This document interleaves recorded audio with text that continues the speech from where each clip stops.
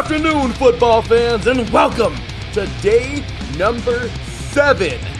Yeah, that's right, y'all. Day number 7 of 3 and Out, 8 divisions, and 8 days. Yeah, listen to that one more time. Day number 7, we're almost finished. So many interviews, so little time. And well, it's been fun, y'all. Today we are talking about the NFC South. One of the most unpredictable divisions in the entire NFL. This one's a lot of fun. Oh my goodness, is this one a lot of fun.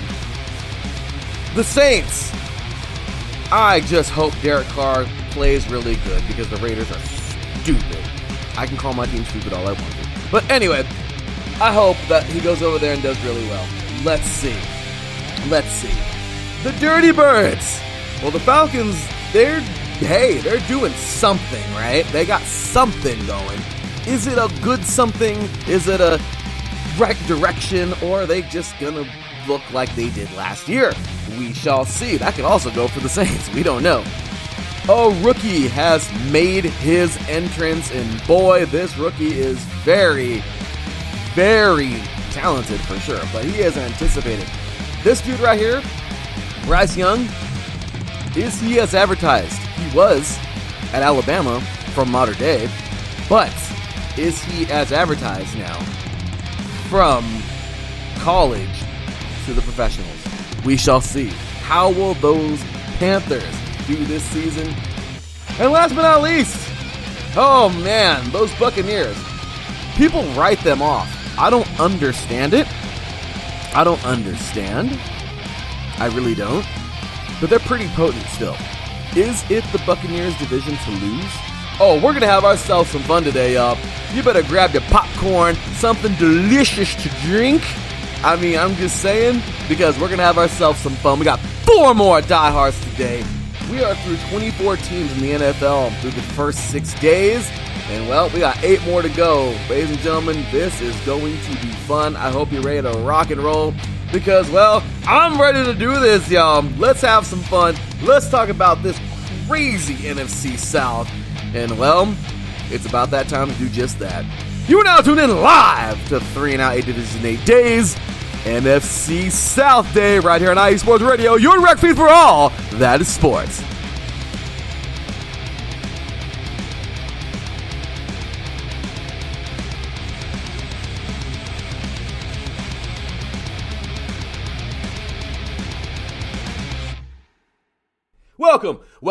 Welcome, football fans. My goodness, here we go. This has been a crap load of fun. It really has. I have enjoyed 8 divisions in 8 days, I think more than I ever have this year, because golly, man, it's the amount of time I feel like I put in more time this year. I don't even know how, because it's the same amount of time every year, but man, it has been a long, maybe because I'm doing all my stupid studying, and the meanwhile, I'm figuring out a bunch of, money moves in life and the whole bit, maybe, I don't know.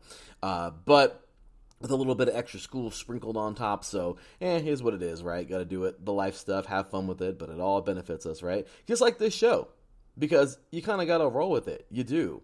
But at the same exact time, it's a big benefit, because this show is awesome. And we're so excited to have all of you listening in right now. So big ups to our boy Taryn in the chat room saying, definitely the most unpredictable division in the league. And it is for the worst, because realistically, I mean, we don't really know what's going to happen. Like, I can't believe people are writing off the Bucks. Twitter is a crazy place. Oh, I'm sorry, X, or as I call it, 10. Just kidding. But whatever it may be, look, we're all going to say what we're going to say, right? Once again, at the end of the day, it's all speculation. People say this, people say that, whatever. Opinions are like, well, maybe you've heard that old saying, but opinions are, kind of, opinions are bad. They can be, all right? They, they can be like, a coach used to say that a long time ago. Opinions are like, I'll say it in a cleaner way, but they're like backsides, we all got them and they all stink, right? That's what everyone will always say. That's about opinions. Whatever is what it is. We have fun though, and that's what it's all about. Getting hyped up, getting ready for the season, and that's exactly what we're doing. So here we are in the NFC South. What in the world do we even think about this division right now? Once again, the Buccaneers, people are writing them off. Maybe you shouldn't do that. Just saying. They're still a pretty potent team. I get it. Brady retired. But we're going to get plenty into that later on as we welcome in our boy, Mr. Corey Bullhus of Palm Tree Sports here at IE Sports Radio. We'll be welcoming him on later today. Then we have another one of our very own with our boy, Mr. John Felipe, talking about those Carolina Panthers. Hear his very optimistic view. They got Bryce Young, you guys. I mean, I'm just saying, I've been a fan of this guy for a long time. I think he's really going to go to the NFL and play well. I think he's going to be the next coming of Brady or whatever. Look, that's all up to what he does on the field. I just wish him the best. He's a great guy. He's a great personality. He's a leader. And he's just a good person. Overall, from what I see, he's just a good person. And you know what? He deserves this chance. I want him to do well. I really do. I want him to succeed. So how are the Panthers going to do this year? Are they going to be near the top? Are they going to fizzle out? The Falcons, my gosh, they got a lot of issues. But at the same exact time, are they working them out? Are they getting things going? Are they going to be on the right direction this year? We'll be talking to our brand new Georgia host, by the way, host of all Georgia sports. He'll be starting this Saturday. Peach Empire Sports, that's right, the host of Peach Empire Sports. Ice Ray will join us today. Super cool guy. And he'll be talking about his Atlanta Falcons and what he thinks they're doing this year. And then, of course, we got ourselves, it's kind of funny because I'm going backwards. The actual order is going to be Saints, Falcons, Panthers, and Buccaneers. But I know I'm going backwards here. But yeah, and then we're starting off today talking to another newcomer, Dash. He's a really cool guy. Super nice guy.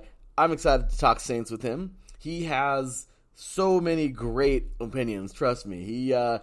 I love it. He's a diehard through and through, and he's somebody you would love to talk some Saints football with. And I'm telling you, I'm so optimistic for Derek Carr. I feel like he got the raw end of the deal with the Raiders, and as a Raider fan, what more can I expect, right? But this team is just, they have a lot of good pieces, and they did a lot of great moving around in the offseason. I didn't even really recognize it all until we did this interview with Dash coming up in a few minutes here. So there's a lot to be excited for with the Saints. So if you think about it, this is a fun division. Yeah, there's going to be some letdowns. Yes, there's going to be some thumbs up. How is it going to look? What's going to happen? I'm excited, you guys. I think this is going to be a good division.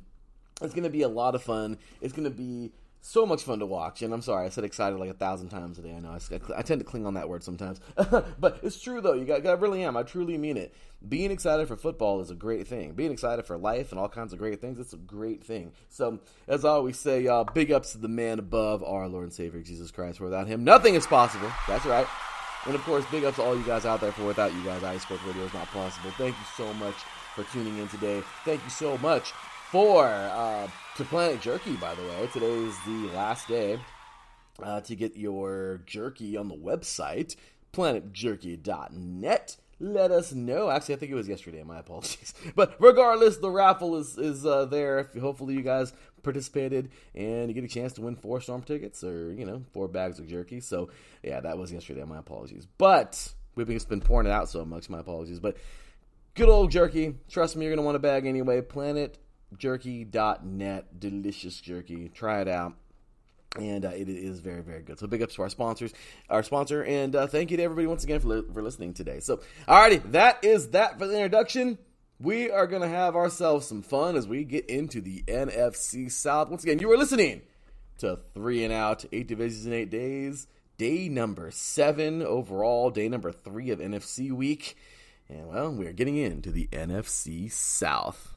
Let's have some fun, and let's do this, all right? So here we go, y'all, talking NFC South, coming right up after this.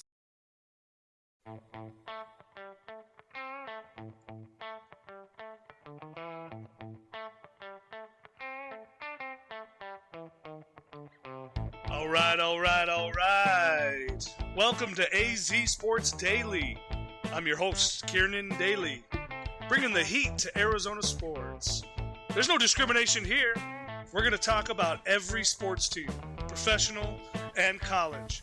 The show is all about you, the listener. I'm here to entertain you. Are you not entertained? Is this not why you are here? It's going to be fun, high energy. You may not agree with what I say. That's okay. Let me hear you. Let's talk about it. Join me every Wednesday, 8 p.m. Pacific Standard Time, right here on AZ Sports Daily. That's AZ Sports, Daily, and at IE Sports Radio, your direct feed for all that is sports. Sports fans, do you like teams that are tough, cities that are tougher, and fan bases that are passionate about their teams?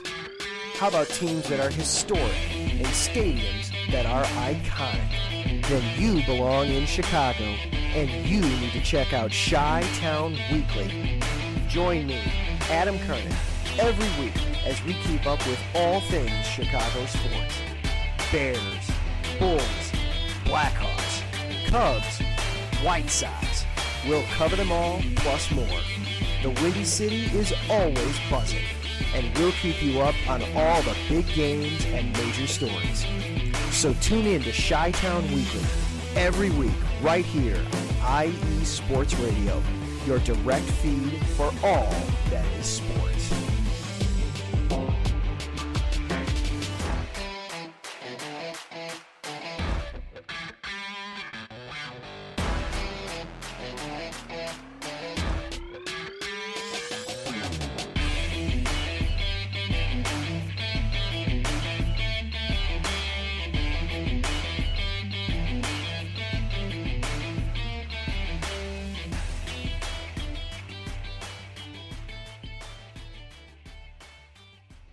Welcome back, football fans. Well, here we are yet again, NFC South Day.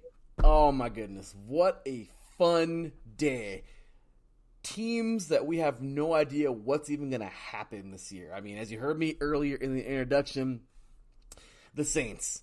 I mean, new quarterback, lots of new players, some good draft picks. I mean, this team could be anything they want to be. The Dirty Birds, the Falcons, have they improved? What are we going to get out of this team this year? The Panthers, my goodness, they got Bryce. Is it going to be the team that we might think it is? And at the same exact time, the Buccaneers. They're not done being the Buccaneers, ladies and gentlemen. So just saying, so many things to talk about today. And, well, we're starting things off in the Bayou, talking about them New Orleans Saints. And ladies and gentlemen, to help me talk about these Saints, he's a first-timer here on the show, and hopefully first time of many. So glad to have him here. He's a really cool guy, and well, here we go. Ladies and gentlemen, once again, for his first time here on 3 and Out, diehard Saints fan, Dash! What's going on, man? Pleasure to meet you. Pleasure to be on. Thank you for having me. Well, it is it's mutual, and we're glad to have you here. So thanks again. This has been a really fun series. Can't believe it. Day number 7 already. Halfway through the NFC, and well, you are starting things off today in the NFC South, good sirs. The Saints are the first team up, and well, let's do this. So, all right, so really quick, man, we're going to talk about last season. I know you're probably like, I don't want to, but really quick, I promise. Okay, like I said, I'm a Raider fan, and trust me, I'm so happy that you guys landed the quarterback you did. More on that later. However, we are going to go through this 7-10 season, kind of a rough go, 2-4 in the South, but it's all good. You start things off last year with a victory over the Falcons. Sweet, it's going to be a great year, undefeated Saints. Yeah, you know you got to love the week 1 stuff, but you get a victory there, awesome. Unfortunately, week 2, you drop one to the Buccaneers. And then it just continues. You drop another one to the Panthers. You drop another one in London to Minnesota. That was such a tough, close game. On the doink. Oh my gosh, I can hear it now. It was just, that sucked. But okay, so then you get a victory though. You go back home, you get a victory over Seattle. Yay, we're better, things are better. And then it wasn't. It was a loss to Cincinnati, a loss to the Cardinals, but then you go to you go home, and you get a gigantic victory over the Raiders because everyone beats the Raiders, right? That's my team. We suck. We know it. We own up to it. But you guys shut out the Raiders, get a victory, you feel better. But then it happens again. You lose 2 straight to Baltimore and to Pittsburgh. But then you get another victory, and everything's happy again, kind of, right? Maybe at this point, maybe not really. But close to Thanksgiving, you get a nice victory. and over the Rams, and unfortunately you do it again. What is with you, Saints? It's like a pattern. You win one and lose two. It's like a deal, a bad deal, like Subway or something. You lost two more straight over the Niners, over the Buccaneers. Well, sorry, you lose to both those teams. You have a bye week, then you come back in business. 3 straight victories over the Falcons, the Browns, and the interestingly enough, the Philadelphia Eagles, which is very impressive, especially at that stage in the season. And then you end with a very weird loss to the Panthers. So, Dash, I'm going to shut up now, but talk to us, man. Give us every raw emotion last year as a Saints fan. There were emotions, that's for sure. Just like you said, with that first week win, we were riding high on the emotions of that comeback against the Falcons, because it's always great to beat the Falcons. I guess that's the highlight of last season. Hey, at least we swept the Falcons.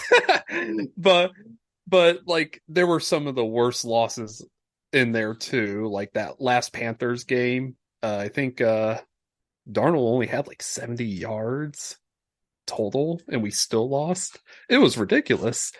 But I had the pleasure of being in New Orleans for the Seattle game, so that'll probably be my favorite game of the year. It's always nice to be in the Dome when they win. That's and awesome. I'm not a New Orleans native, so that was my second game ever in the Dome. Oh, that's cool. How is it? Is it pretty cool over there? Oh yeah, I love it. I love the environment. I love the city. I love everything about it. I'm trying to make it a regular thing to go there every year. Actually, I got a group of people now I'm going to be meeting up with for the Bears game this coming season. Sweet. So looking forward to that. Cardinals game probably gave me one of my most favorite hilarious moments ever, where just, of course it's just sad because of what happened, but Dalton threw that fucking pick and the dude's just diving into the end zone. You get that picture perfect moment of him diving, flying through the air. Oh man. It's just, and of course the play calling was horrible throughout most of the season. We have Alvin Kamara, and we're just running up the middle with him constantly.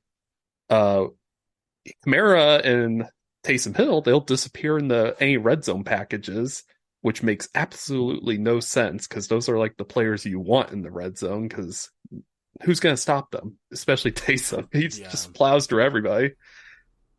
Taysom Hill is special. I'm just going to say it out now. I mean, that guy is special, man. Yep. Quarterback, we were in QB hell because Jameis got injured in the second week. It'll be a big what if.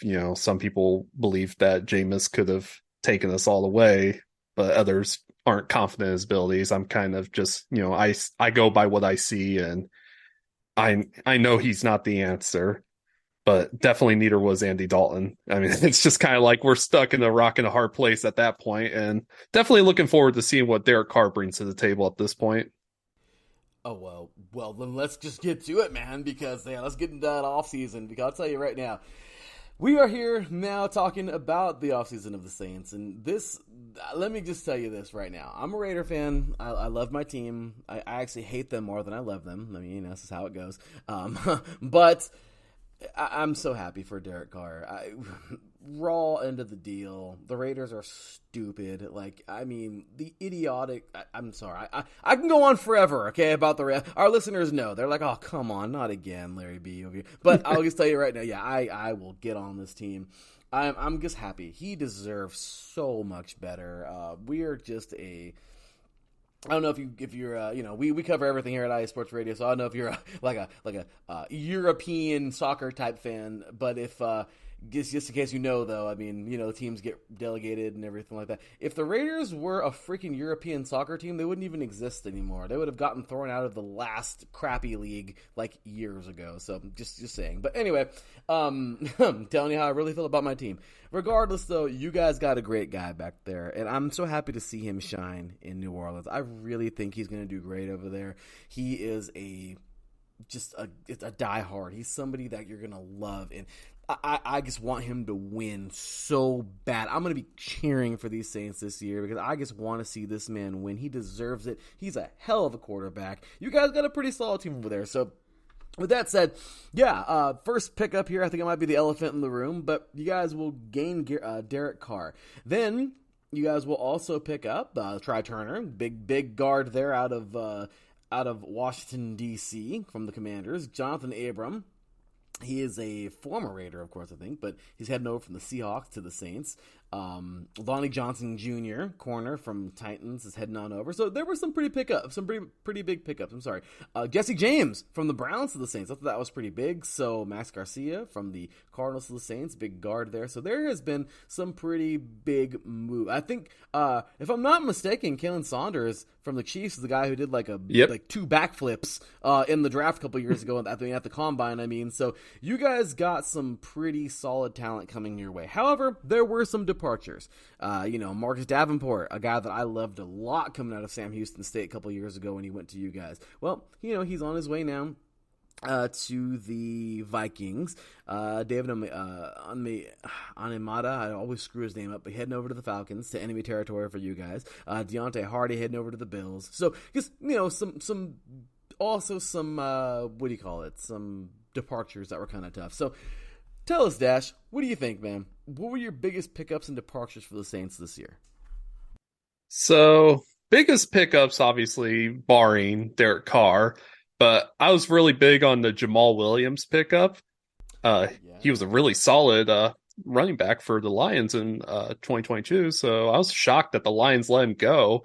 And he's going to be a great backup for Alvin Kamara. And he'll probably be RB1, depending on how the whole suspension situation is going to go for Alvin. But until we know more about that, he's going to be a great backup. And then the one that really shocked me, and that was just happened this week, was Jimmy Graham getting picked up.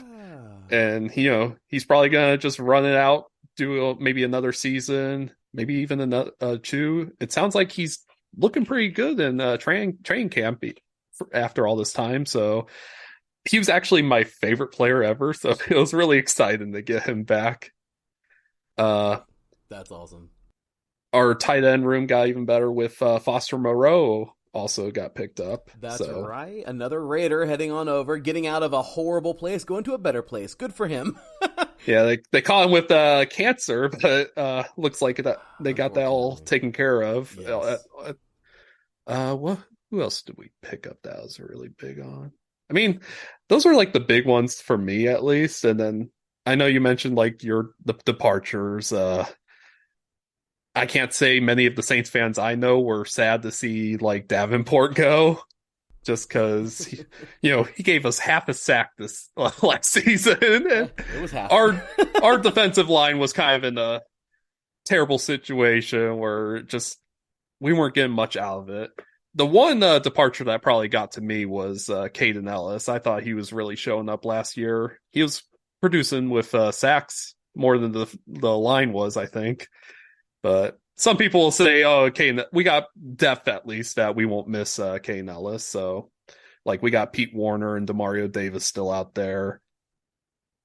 Paul Adebo, Tyrann Mathieu. He kind of had a bad start, but he looked a lot better by the second half of the season. And as long as Lattimore is and Alontae Taylor out there, I'm thinking we're going to have some lockdown in that backfield too. Oh, yeah. I love what you guys got going. Like, honestly, man, the Saints, it's okay to get excited right now about this team. I really feel that there's so much to be excited for. Yep. Hopefully all goes well with Foster Moreau. That's just really horrible. Thoughts and prayers to him. Yep. But yeah, I just feel like right now you guys have, though, just a very good football team that can just get better. Like I told you, I'm cheering for them because of Carr. I just feel like right now there's a lot for him to prove, and this team is just a great place for him to go. Let's get into the draft because, man, I like your guys' draft a lot. Oh yeah, you guys would pick up, man, Brian Breesy, man. This guy, defensive tackle out of Clemson, dude is a monster. I mean, you talked about your defensive line not being so good. Well, I know one guy can't do it all, but this one guy's going to do a lot. I'll tell you that right now. He's exciting. You also went into the defensive line. They also went more defensive line. Isaiah Forsky, This dude, Foskey, yeah. Foskey. I'm sorry, Foskey. Yeah, I don't know how in the crap. I mean, I guess he was kind of like a second round kind of guy, but honestly, I mean, he could have been a possible first rounder, I guess depending on who you ask. But this dude is a machine out of Notre Dame. I really love his closing ability. The guy can set the eggs extremely well. Very, very good pickup there. And then, yeah, Kendre Miller, we talked about, another running back there at TCU. I mean, this dude right here is just great depth. Overall, you guys got some solid pickups here. Even Nick Saldiveri, I don't butcher his name there, but out of Old Dominion.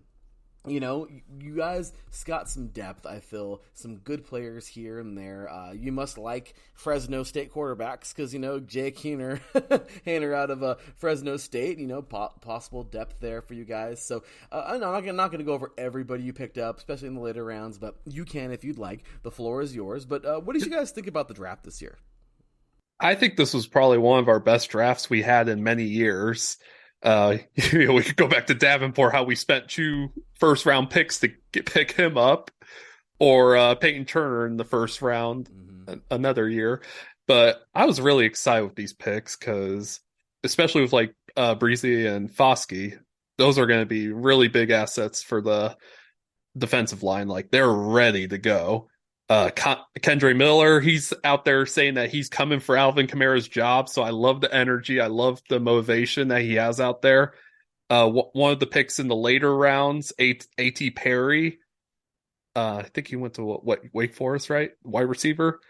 He looks like he's going to be pretty good too. And we already got Chris Olave, Michael Thomas, and Rashid Shaheed in there. So he's going to make a great addition to that depth for the wide receiver one.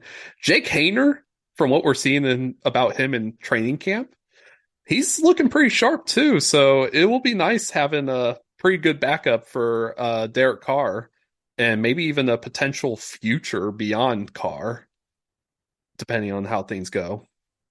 So I'm really excited to see Jake Haener in the preseason, especially to see just how capable he is. That's awesome because once again, you guys need that. Derek Carr. He's not necessarily a spring chicken. But once again, I think Derek Carr is going to give you some great years, and it's true. I mean, especially a guy, from I don't know if he was there. Well, actually, no, he was not there by far. He wasn't there. He's way older. But I'm just saying, he possibly played for some of the same coaches, and I just feel like right now Derek Carr he's in a great place. He can mentor a youngster, and he can really set you guys up. I'm happy that you love what you're seeing out there so far from Haener, and just overall, once again, it's a great situation. I feel like all around the Saints are totally a great team to get excited for right now. So there's a term. Oh, sorry, go ahead, but you're good. Yeah. So there's a term that me and my group like to throw around. It's called on paper. So it's like, we're always talking about how great the Saints are on paper, but we know that's not always the case on how it goes, right? Oh yeah, paper teams. You gotta love the paper teams. I always love to call them that, especially during the season too. It's true. Sometimes they look amazing on paper, but as we always say, right, the game's not played on paper. Yep.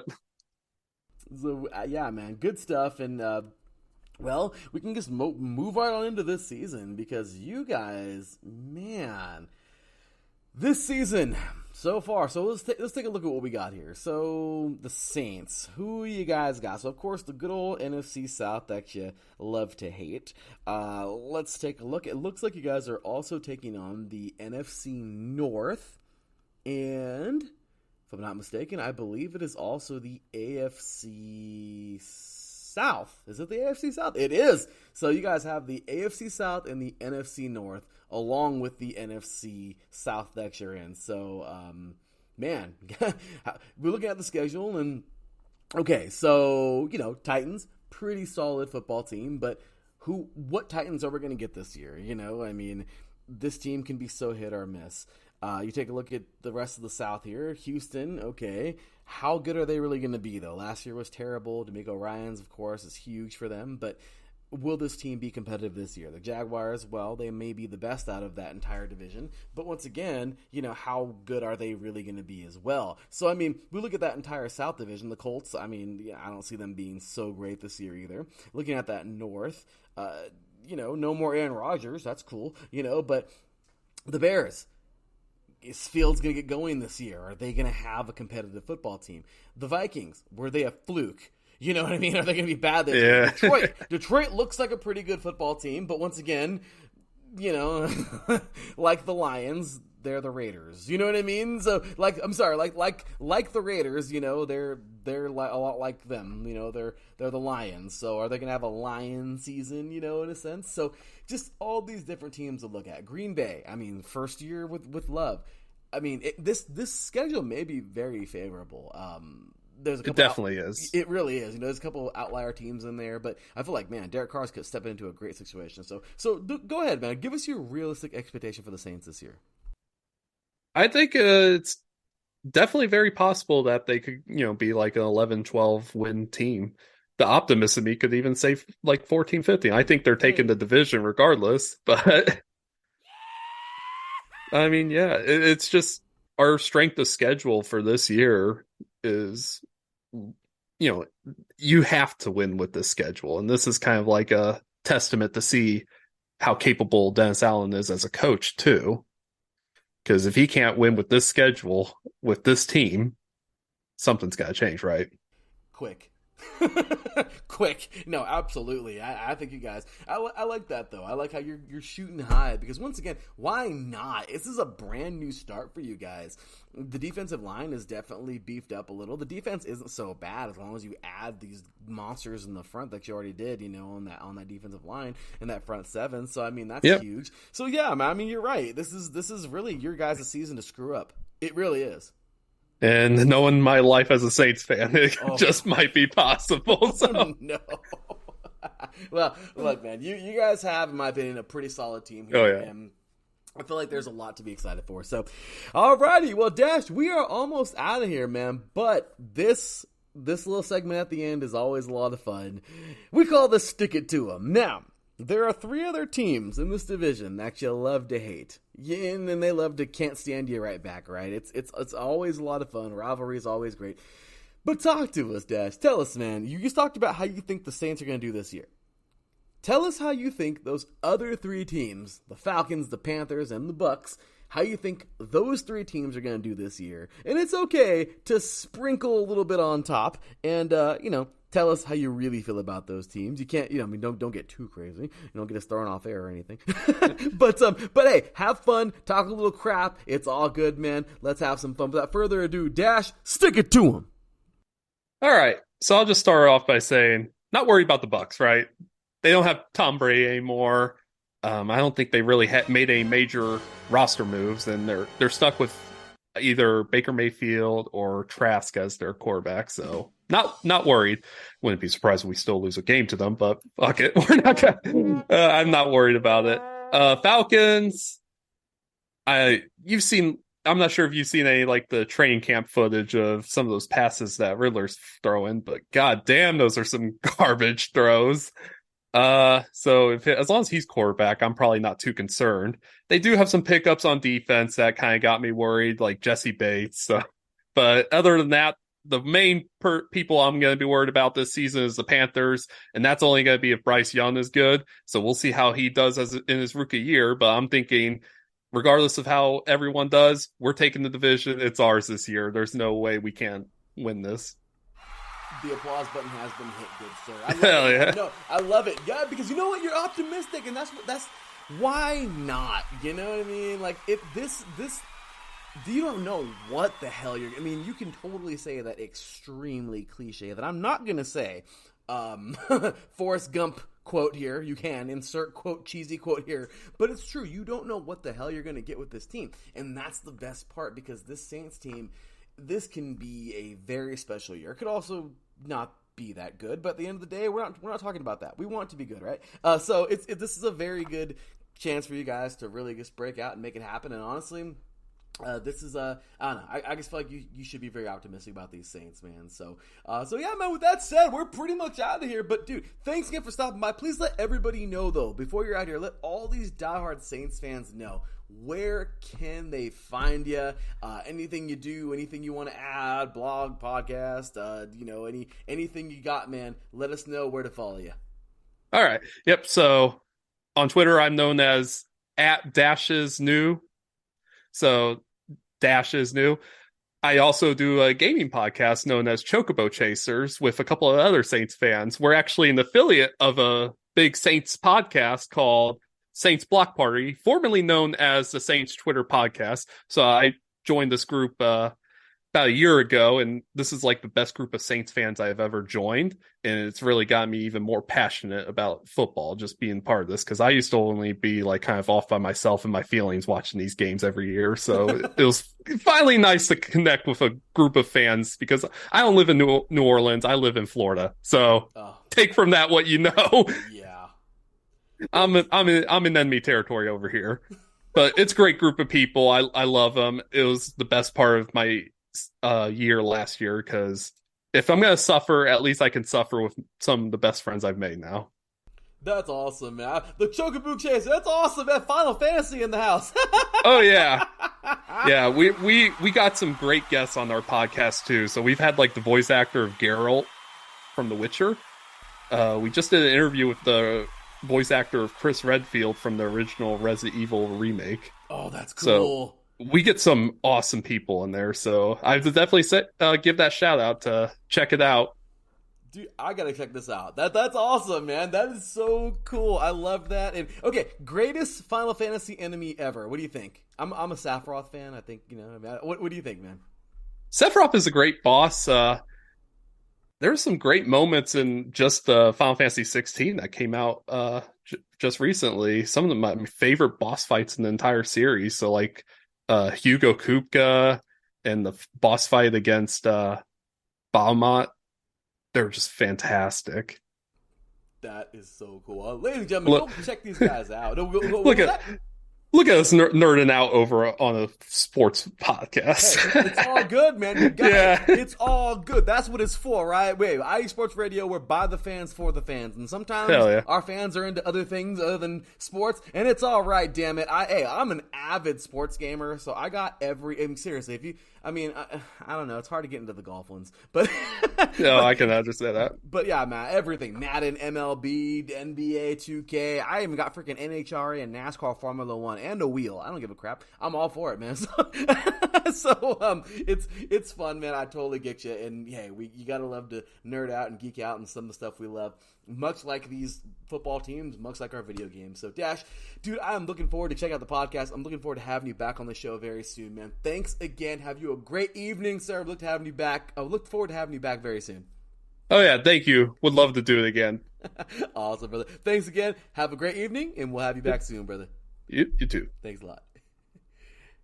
All righty, you guys. That was Dash. What a cool guy, man. That was a lot of fun. He's a lot of fun to have on board. That was cool. So make sure you check out his podcast, show him some love, and there it is, you guys. So, all right, without further ado, we're gonna just continue to move right on through today's show. Just finished up with the New Orleans Saints, and well, now we're gonna head on over to the Dirty Birds. Heading over to the ATL, y'all. Talk about them Atlanta Falcons. You were listening to 3 and Out, 8 divisions in 8 days. Day number 3 of NFC Week. Day number 7 overall in the entire series. When we get back, we are talking Falcons after this. What's up, sports fans? You're listening to IE Sports Radio, your direct feed for all that is sports. I'm your favorite West Coast Wisconsinite, Bernie Bango, and if you're a cheesehead, come listen to my show, Big Cheese Sports, where we road trip around America's Dairyland, previewing, reviewing, predicting, debating, and digging into all that is Wisconsin sports at the college and pro levels. Join me on IE Sports Radio, Sundays at 1 p.m. Central Standard. Bernie out.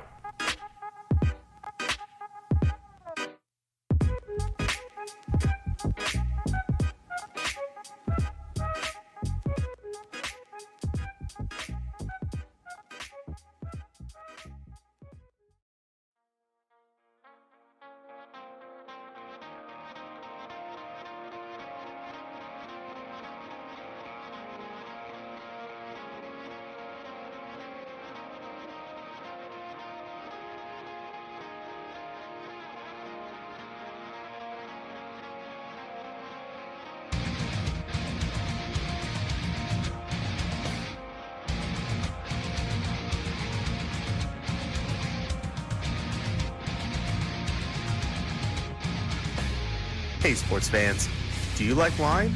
Well, we've got the show for you. This is Let's Wine About Sports, a show where we talk about wine and sports simultaneously. From the classic Cabernet Sauvignon all the way down to the grapes that you've never even heard of before. Oh yeah, we cover it all. And we'll talk about a little bit of sports as well. Football, hockey, collegiate, women's sports, it doesn't matter. We're going to talk about it all, and we're going to whine about it all. So join me Monday at 8 p.m. on IU Sports Radio, your direct feed for all that is sports.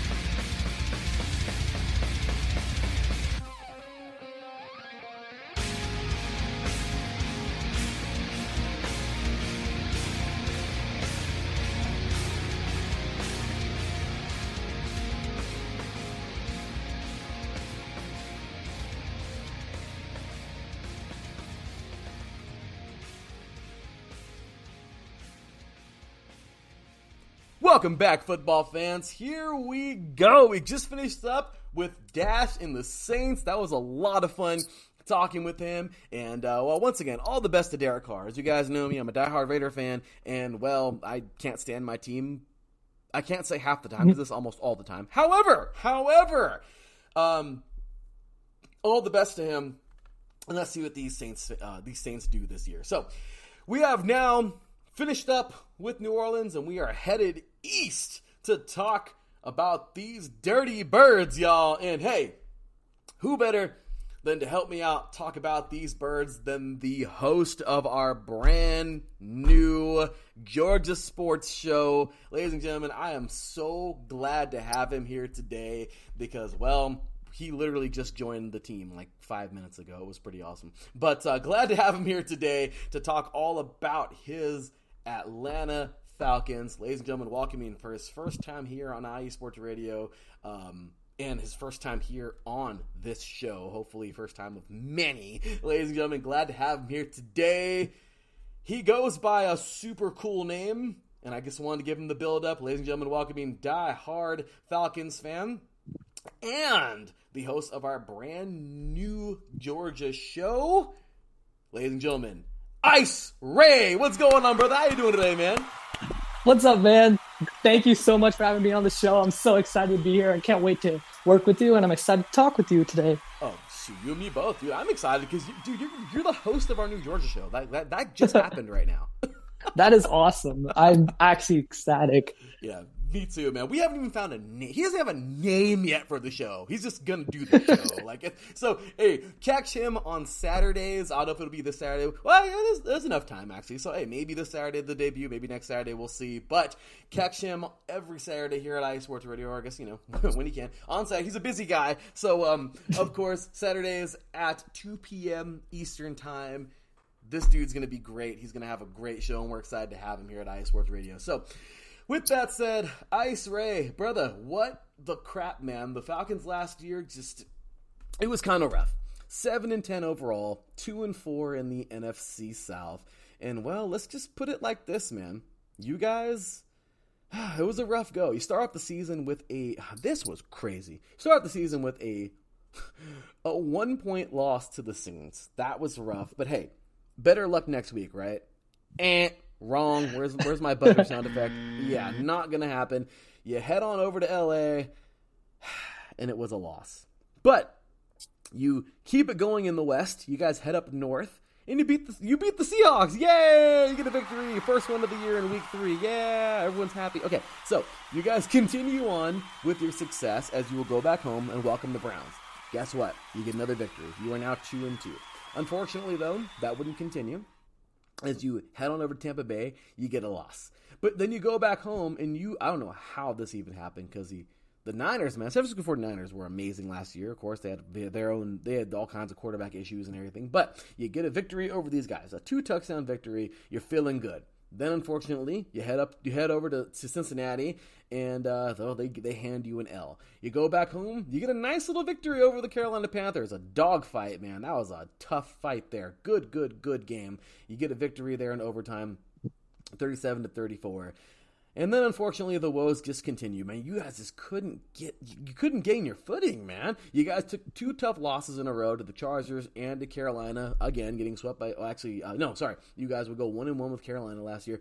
Then you would welcome in the Bears, beat those guys, and then it just kind of fell apart again, man. You took 4 losses in a 5-week span with the bye week right in the middle. You guys would lose to the Commanders, the Steelers, the Saints, and the Ravens. But then you would end on a positive note, winning back-to-back games there, two-game win streak to end the season over the Cardinals and the Tampa Bay Buccaneers. Ice Ray, give us every raw emotion last year as a Falcons fan.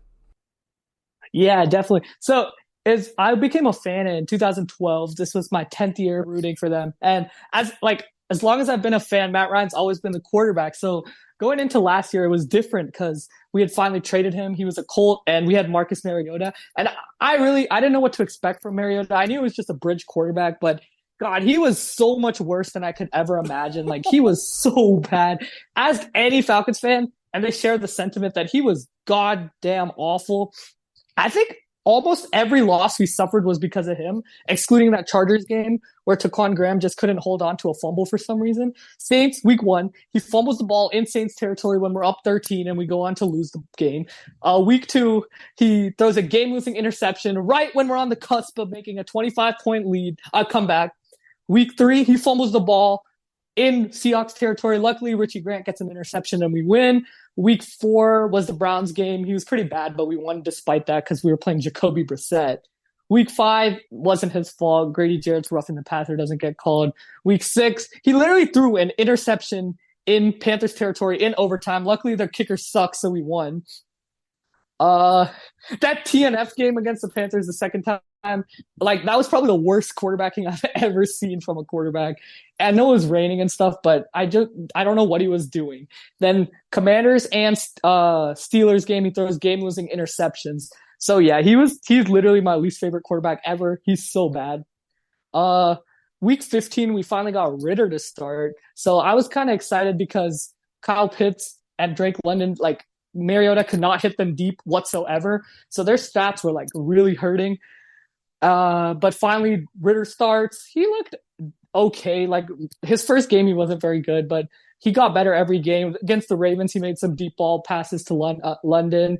Against the Cardinals, he had a game-winning drive. And against the Bucs, even though it was week 18 and they rested their starters, he still made some deep ball passes to London, and London got his first 100-yard game of the season. So I am pretty optimistic heading into this season with Ritter, even though he hasn't shown much. We got Bijan this offseason, so I think he could be a good game manager, and I am excited to see what happens this year. Dude, that was awesome. Great analysis, man. That was sweet. I love it. Well, tell us how you feel about your quarterbacks, man. I mean, wow. Damn. But hey, you know what? It's all about being a diehard, right? You just want to see your team win. And of course, I know, of course. Okay, you can punch me in the face from distance. I know. It hurts and it sucks. But unless you guys get a Lombardi soon, living down that Super Bowl versus the Patriots it's gonna be rough, man. So I know, man. It's a haunting feeling. But it's okay, because there's reason to believe you guys are on the right track. So let's take a look here at the free agency, okay? Yeah, definitely. This last past year, man. Okay, Bud Dupree is in the house. I mean, former Steeler, former Yes, sir. This is a good pickup, okay? You guys pick up Bud Dupree. You also pick up Jesse Bates. Pretty good. Yes, sir. There. Jonnu Smith is heading on over. Mariota, however, is headed to the Eagles. After what you just said, I don't think you care. Thank God. I'm cheering. David, how also too, David Onyemata. Yes, he's coming sir. over from the Saints, from enemy territory. Jeff Okudah. Yes, I love that pickup. Yeah, I remember he got drafted to the Lions. Now he's headed with you guys. Calais Campbell, get the freak out of here. I mean, dude, there were some good pickups, okay? There was also some departures. I don't want to butcher his name, so I'm just going to call him Olamide. I don't know his last name, but he's Zacchaeus. Yeah. Okay, he's heading over to the Eagles. There were some departures. We just talked about, like I said, Mariota. Also, Elijah Wilkinson heading over to the Cardinals. Jermaine Ifedi He's also headed over to the Lions. Let's see here. Anthony Fisker heading over to the Patriots. So there were some key pickups. There were some key departures. But I'm not going to get into all of them. That's your job. Ice Ray, tell us, man, who are your biggest pickups and departures of free agency? And then we'll get into the draft right after. Hell yeah. Okay, so I'm going to start with my favorite, Jesse Bates. You already touched on him, but I'm going to hit it again. Top 6 safety in the NFL. I'm so excited, man, that he's here. In camp, he's been cooking. He has at least 2 interceptions in camp so far, and I just love this pickup. We had a pretty bad safety core last year, so to have Jesse Bates come in here, and he's going to mentor Richie Grant, I'm so excited for that. And he was a key part of the Bengals Super Bowl run just 2 years ago. He was a Pro Bowler. He's going to be a great player, so yeah, I love him. Caden Ellis, first of all, I love that we stole him from the Saints. And he's a very underrated linebacker. He's very fast. I think he's going to play the inside linebacker for us, but he can also play outside, rush the passer. He's very good at that. He's been a beast in run stuffing in camp again. We touched on David Onyemata. He's going to be a beast, a force to be reckoned with, hard to get past. Him and Grady Jarrett are going to be nice on the line. Those are some pickups I really like. Departure, I love that Marcus Mariota is gone. I genuinely don't think a quarterback can be worse than him, except for maybe like Zach Wilson, so that's a loss. Damn. Zacchaeus, he was our wide receiver 2 last year, and I do think it kind of sucks to lose him because our wide receiver core is really weak. But Matt Collins has been looking pretty good in camp, and he's built like a linebacker, a wide receiver, so he can be pretty good. So yeah, you touched on Bud Dupree, Calais Campbell, 2 forces we added to our pass rush. Our pass rush was terrible last year. Even if these dudes are a little older, declining, they're still going to be a good help for us on the line. Dude. So yeah, I'm happy with what Terry did this offseason. Me too. I like what you guys are doing. I just want to say, I am a huge Grady fan. Yes, I am a Grady Grady fan. needs some love.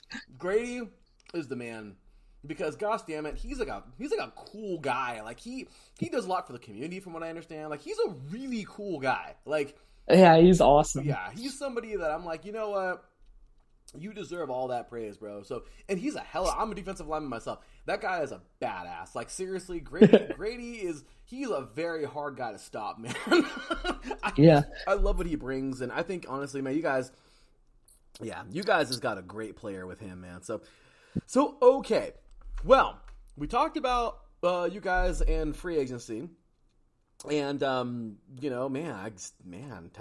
everybody, man. I mean, you have some daggers from Marcus. Man, ain't that bad. I gotta spread the hay. I'm sorry. Damn, bro. I kind of liked him a little bit, but damn. Okay, he's a great guy. Like person wise, he did a lot for the community. He just is not very good at football. I'm sorry. Oh, you're cold. Well, anyway, all thoughts and opinions of their own here at IS Sports Radio. Ice Ray. Okay, anyway, so. Dude, the draft. Oh my, the draft. Like, you got a Robinson. You got Bijan Robinson. Like, do you remember, like, I feel like I'm way older than you. You're a college guy right now. But I don't know if you remember, like, in the late 90s, there was the commercials. Dude, you got a Dell. Like, remember, like, there was that commercial, like, you got a Robinson. You got a Bijan Robinson. Like, this is amazing. This dude, I like him a lot. People can be like, oh, you're overhyping him. No, like, dude, he was so good at Texas. Like, I like him a lot. I think you guys made such a good pickup there in the draft. You didn't blow the draft. That was amazing. Then in the second round, Matthew Bergeron out of Syracuse. Yes, help out that offensive line. Great pickup there. Zach Harrison, defensive end out of Ohio State. I think he fell. I mean, I thought he was going to be a second-round guy. That guy is a beast, man. Another good pickup there. Clark Phillips, corner out of Utah. I honestly thought he fell far, too, because I'm a Pac-12 guy, and or what's left of the Pac-12. My stupid Trojans are going. Yeah, I hate my Trojans right now going to the stupid Big Ten. I mean, it's not stupid, but going to the Big Ten. Because, Southern California is in the Midwest. Didn't we all learn that in geography? I mean, come on. Anyway, so, whatever. I'm a geography guy. Sorry, I just can't see us over there in the Big Ten, but it's going to happen. Anyway, so, rant over. Clark Phillips III, heading on over to from Utah to you guys. I guess I love it, man. Now, you guys got some later round picks, but dude, you can talk about all this you want to. Let us know, how do you think your Falcons did in the draft this year? Hell yeah. So let me start. Bijan Robinson. A lot of people, especially Bleacher Report and their articles, like people who work for them, a lot of people said that Bijan was the best overall weapon in the entire draft. So I'm very excited that he's come into Atlanta. I will admit on draft night, when we were picking at 8 and Jalen Carter was still on the board, I really thought Jalen Carter would be the pick. And I thought him and Grady would be like the best run stuffing duo in the entire NFL. But I'm still happy with this pick, Bijan. I don't know if you've seen the clips of him in training camp, but he absolutely torched Troy Anderson, who's one of our better linebackers. He's a little underrated. Not many people know about him, but he absolutely torched him and made a one-handed catch with his left hand in the end zone. He looks great. He looks so explosive. He makes everyone look slower at camp because he's just so fast and shifty. Matthew Bergeron, you already talked about him, but he is going to be a great run blocker. I think he'll start immediately at left guard over Matt Hennessy, who's not very good. Bergeron he's just humongous. Like he's been pushing around everyone. He has good size, good weight, good height. He's going to be really good, and I do want him to start day one. Zach Harrison, again, another beast. He's like 6'4", 240. He's humongous. He already has 3 sacks in training camp. He's been eating on our offensive line, which PFF ranked the 7th best offensive line heading into the season. So if he is eating on them in training camp, I'm very excited. He's going to be a good rotational piece, and he might actually start at DE or outside linebacker sooner than we expected. Clark Phillips, again, I think he's the steal of our draft. He's the player I'm most excited for besides this offseason, besides Bijan, London Pitts, and Jesse Bates. I'm more excited for him than Terrell. He's going to be a beast in the slot. He's been on Drake London a lot in training camp. He's been keeping pace with him, made some nice pass breakups. He has at least 2 interceptions in training camp. Going to be a beast. Then our later round picks are more depth. Like we got DeMarco Hellams out of Alabama. He's all right. I haven't seen much from him in camp, but I'm really happy with our draft and what Terry has done. I think 2 steals in Clark Phillips and Zach Harrison. Bergeron was a good pick. And of course, Bijan is going to be the center of our offense. We know from Tennessee days, Arthur Smith loves building around a running back. He took them to the AFC Championship with Derrick Henry. Now he has Bijan, who is just as good of a runner and can catch out of the backfield. I'm excited to see what Bijan does this season. Dude, tell him, man. Oh, but you're gonna be a hell of a host on this network, dude. Because I love it, man. You bring the facts, you bring the excitement, the passion. this is great, man. So, I just gotta tell you, I think right now this team it's worth. The Falcons are so worth cheering for right now because, I mean, there's so many like youngsters, so many moving pieces, and I feel like right now this team just has a lot of excitement, man. Like I don't know, I'm excited. Yeah, definitely. Like so. Go ahead. Yeah, so I was at training camp today, and obviously I'm surrounded by the fans, and it's just like the general sentiment there is that we're an exciting team. We can win 9+ games. We can make the playoffs. Everyone's excited, so we definitely can't wait to see what we got in our team this year. Oh, dude, that's so cool, man. I know you guys are. There's so much to be. You're right. There's a lot to be excited for, and let's see what you guys do. Speaking of this year, well, we finished out throughout the offseason, all of that good stuff. So let's take a look at this year. So, okay. The Falcons, well, the NFC South, that is. Of course, you guys are taking on your buddy old pals and the Buccaneers, the Saints, the Panthers. However, you also got your work cut out for you. Actually, no, you don't. I'm sorry. I'm just going to be real. Dude, the NFC North this year, cool. The Lions. Are they going to be good? They have the team to be good, but will they be good? Like the Raiders. Are the Raiders going to Raider? Are the Lions going to Lion? You know what I mean? So there you go. Definitely. We take a look at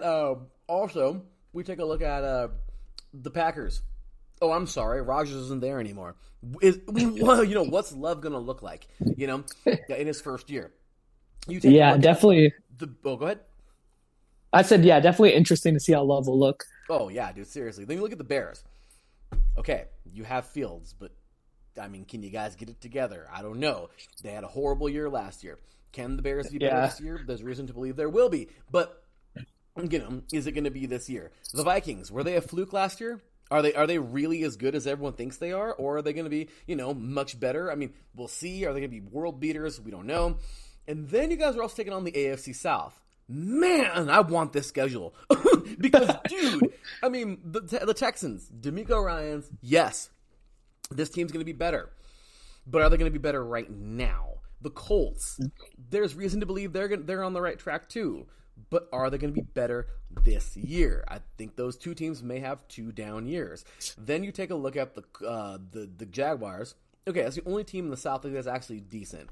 The Titans, they're so hit or miss.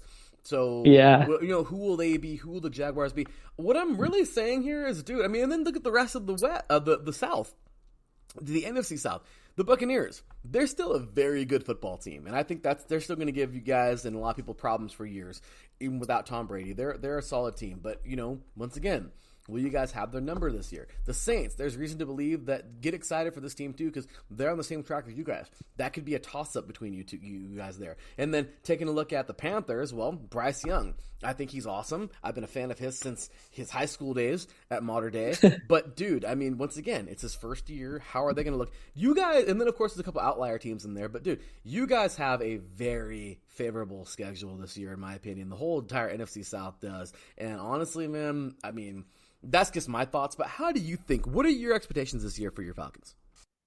Yeah, so you touched on the two divisions we play, and we actually have the easiest strength of schedule this year, tied with the Saints going into the year, compared to like win-loss records from last year. Again, the NFC North, the Vikings lost so many key pieces over there, and they lost Adam Thielen. They lost like half their defense. Patrick Peterson's gone.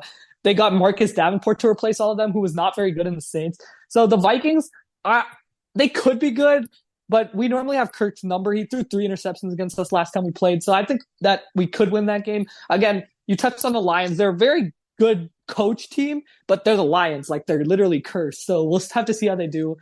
Packers are, of course, however Jordan Love does. We don't know. He has been throwing dimes in practice, but we have to see if it translates. And then the Bears, I still think they're really bad. Their defense is not good. They got DJ Moore and Chase Claypool, so it'll be interesting to see if their offense is good, but their defense, definitely not.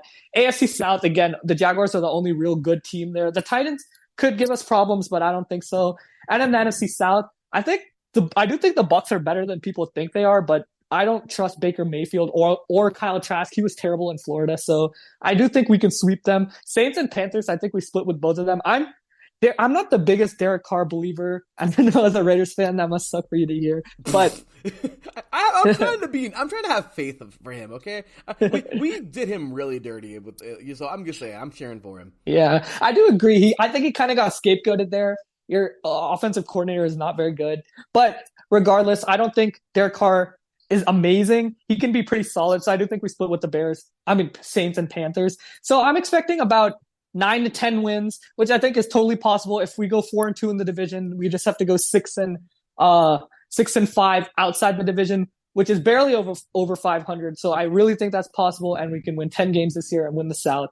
But I could also see the Saints winning the South. It's going to be a tough race, but hopefully we come out on top. I love it. No, you great analysis, and I think your team. I don't know, man. This is a very fun division to watch. I mean, seriously, the South, the South is going to be so much fun to watch. So, okay. Well, we've made it through all the segments, but there's one little one here at the end that's just so much fun. And yeah, hit me. This one is just this is the segment where we all have a little fun, talking a little crap and having some fun here. However, so many people have chosen the respectful way. So many people have chosen the mean, nasty way. Some people have been right in the middle and been neutral. But it's all up to you, man. So this little segment we like to call Stick It To 'Em. And you just told us right now how you think that your Falcons are going to do this year. Now, you get to tell us how you think all three, the Saints, the Panthers, and the Buccaneers, are going to do this year. Okay? You can be mean and ugly. You can be nice and polite and respectful. You can be a mixture of the two. And then, of course, after you tell us how you think all of them are going to do this season, you can also sprinkle a little bit on top and tell us how you really feel about those teams. So, don't get too crazy. Don't get us kicked off air or anything, but have fun. And, it's okay to talk a little bit of trash. So without further ado, Ice Ray, stick it to him. Let's go. I'm sorry. I'm going to tell the truth here, how I really feel. So let's go. I said the Bucs aren't as bad as I think. I see a lot of people saying that they might be the worst team in the NFL. I 100% disagree. They still got a solid offensive line. Mike Evans, Chris Godwin. And then that defense is nice. Devin White, Carlton Davis. But again, I already said I don't like Baker Mayfield. I don't like Kyle Trask. I'm going to go that they win 5 games, 5-12. And they're right there in a top 10 draft pick, but not top 2 or 3 overall. I'm going to go to the Panthers. I think they go 8-9. Love Bryce Young. He's been throwing dots. The midget stuff is stupid. He has a decent O-line, but his weapons are stinky. They suck. Their tight end sucks. Their wide receiver 1 in 2023 is Adam Thielen. He's not moving the needle. Jonathan Mingo's not that good, I don't think.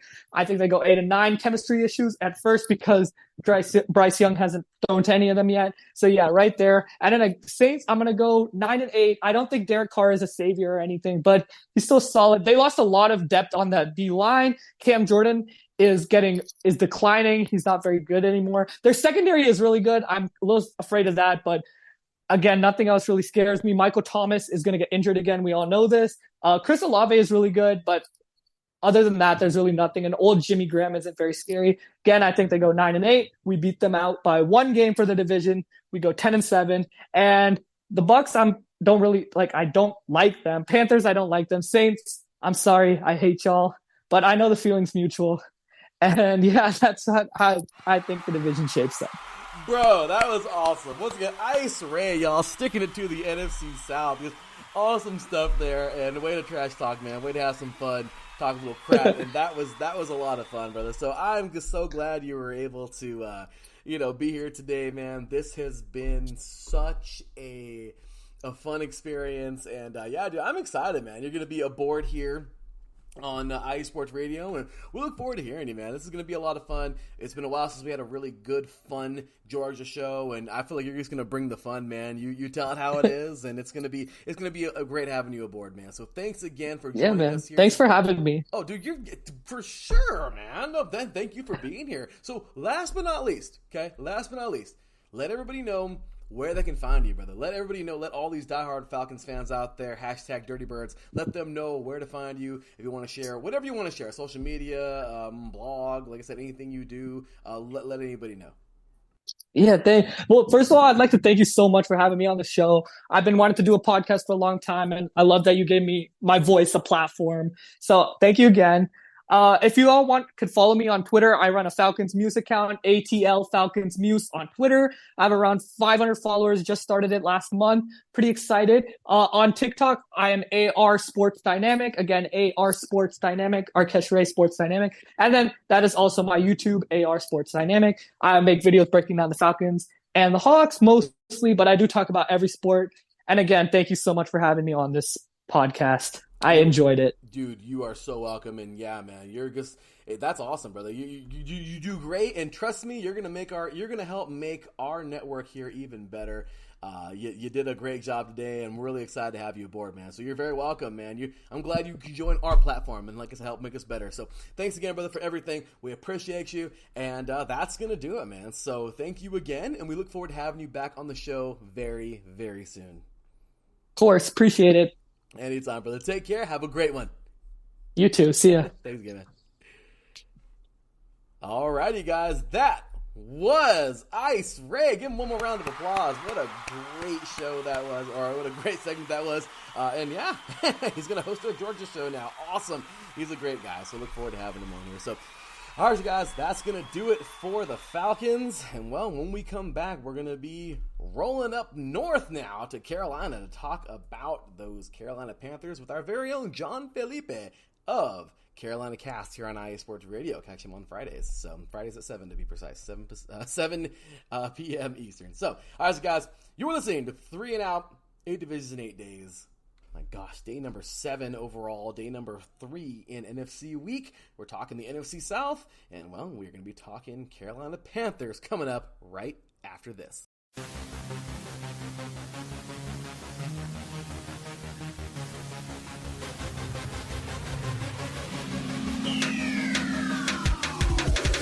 What's up, everybody? This is Darren Rodriguez. Are you a fan of volleyball? Are you a fan of Thunder Spikes? Then I have the show for you. Set Point, where I cover NCAA men's and women's volleyball, high school boys and girls volleyball, beach volleyball, and even professional volleyball. Catch the action every week here on IE Sports Radio, your direct feed for all that is sports.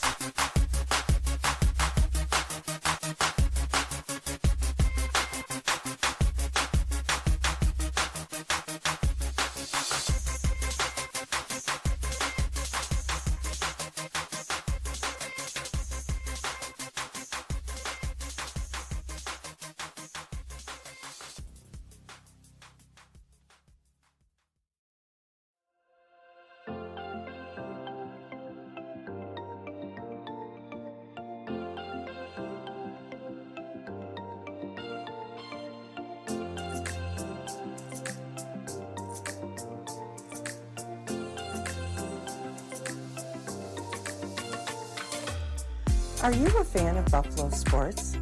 Are you thinking of changing loyalties and becoming a Buffalo sports fan? Do you even know where Buffalo is on the map? Did you know Canada is closer to Buffalo than New York City? Welcome to the Buffalo Huddle, every Tuesday night at 7 p.m. Eastern Standard Time and 4 p.m. Pacific Coast Time on IE Sports Radio, your direct feed for all that is sports. I'm your host, Patty Bax. This is a podcast designed for you, the passionate sports fan. I know you love your sports. Who doesn't? I cover Buffalo sports and so much more by bringing in the human elements. I call it Buffalo Sports with a Twist. Join me as we take a journey into the world of Buffalo sports. I guarantee you'll fall in love with Buffalo just like I did. Each week we start with an inspiration, question of the day, a Buffalo fun fact, and our weekly challenge to you, the listener. Come huddle up with me. Every Tuesday at 7 p.m. Eastern Standard Time and 4 p.m. Pacific Coast Time for the Buffalo Huddle with Patty Bax on IE Sports Radio, your direct feed for all that is sports. As we say in Buffalo, go Bills!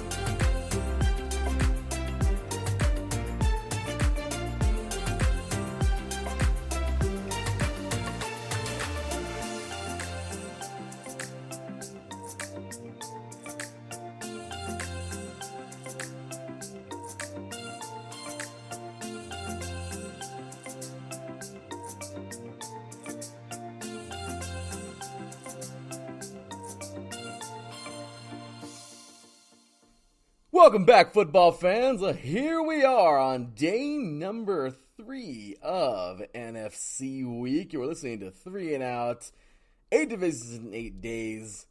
NFC Week, day number 3. It's actually day number 7 in the entire series since we started out with the AFC last week. And man, it has been a fun ride. We got through the NFC West on Monday. On Tuesday, we talked all about the NFC East yesterday, and here we are today talking NFC South. We are halfway through the show. Just finished up talking Saints and the Dirty Birds. And, well, we are now on to the last 2 teams here in the NFC South, and we are going to take a trip. Since we were just in Atlanta, we're going to take a trip up north now, all the way to Charlotte, North Carolina, to talk about that team that just keeps on pounding. And to help me talk about that team, well, IE Sports Radio, you know him too well. He was a part of 3 and Out for a very long time. He was a long-time guest on 3 and Out for a very long time. And, well, now he's just found himself 100% home as he is the host of Carolina Cast here on IE Sports Radio, Friday evenings at 7 p.m. Eastern. You're going to want to check him out. He is the man. Ladies and gentlemen, so glad to have him here today. As a diehard Panthers fan, as a member of IE Sports Radio, and as a dear friend of mine, ladies and gentlemen, welcome you, of course, the one, the only, Mr. John Felipe. What's going on, brother? How you doing, man? Well, Larry B. I hope I'm coming through loud and clear this time. I am more than happy to be here on this 3 and Out special. And you mentioned prior to this that you were optimistic about the Panthers the last couple of years, and they broke your heart a couple of times, and rightfully so. They've been terrible these last couple of years, from coaching to quarterbacking to every step of the way. But if there's going to be a year, Larry B., if there's going to be a year for you to be a Carolina Panthers truther, take it now.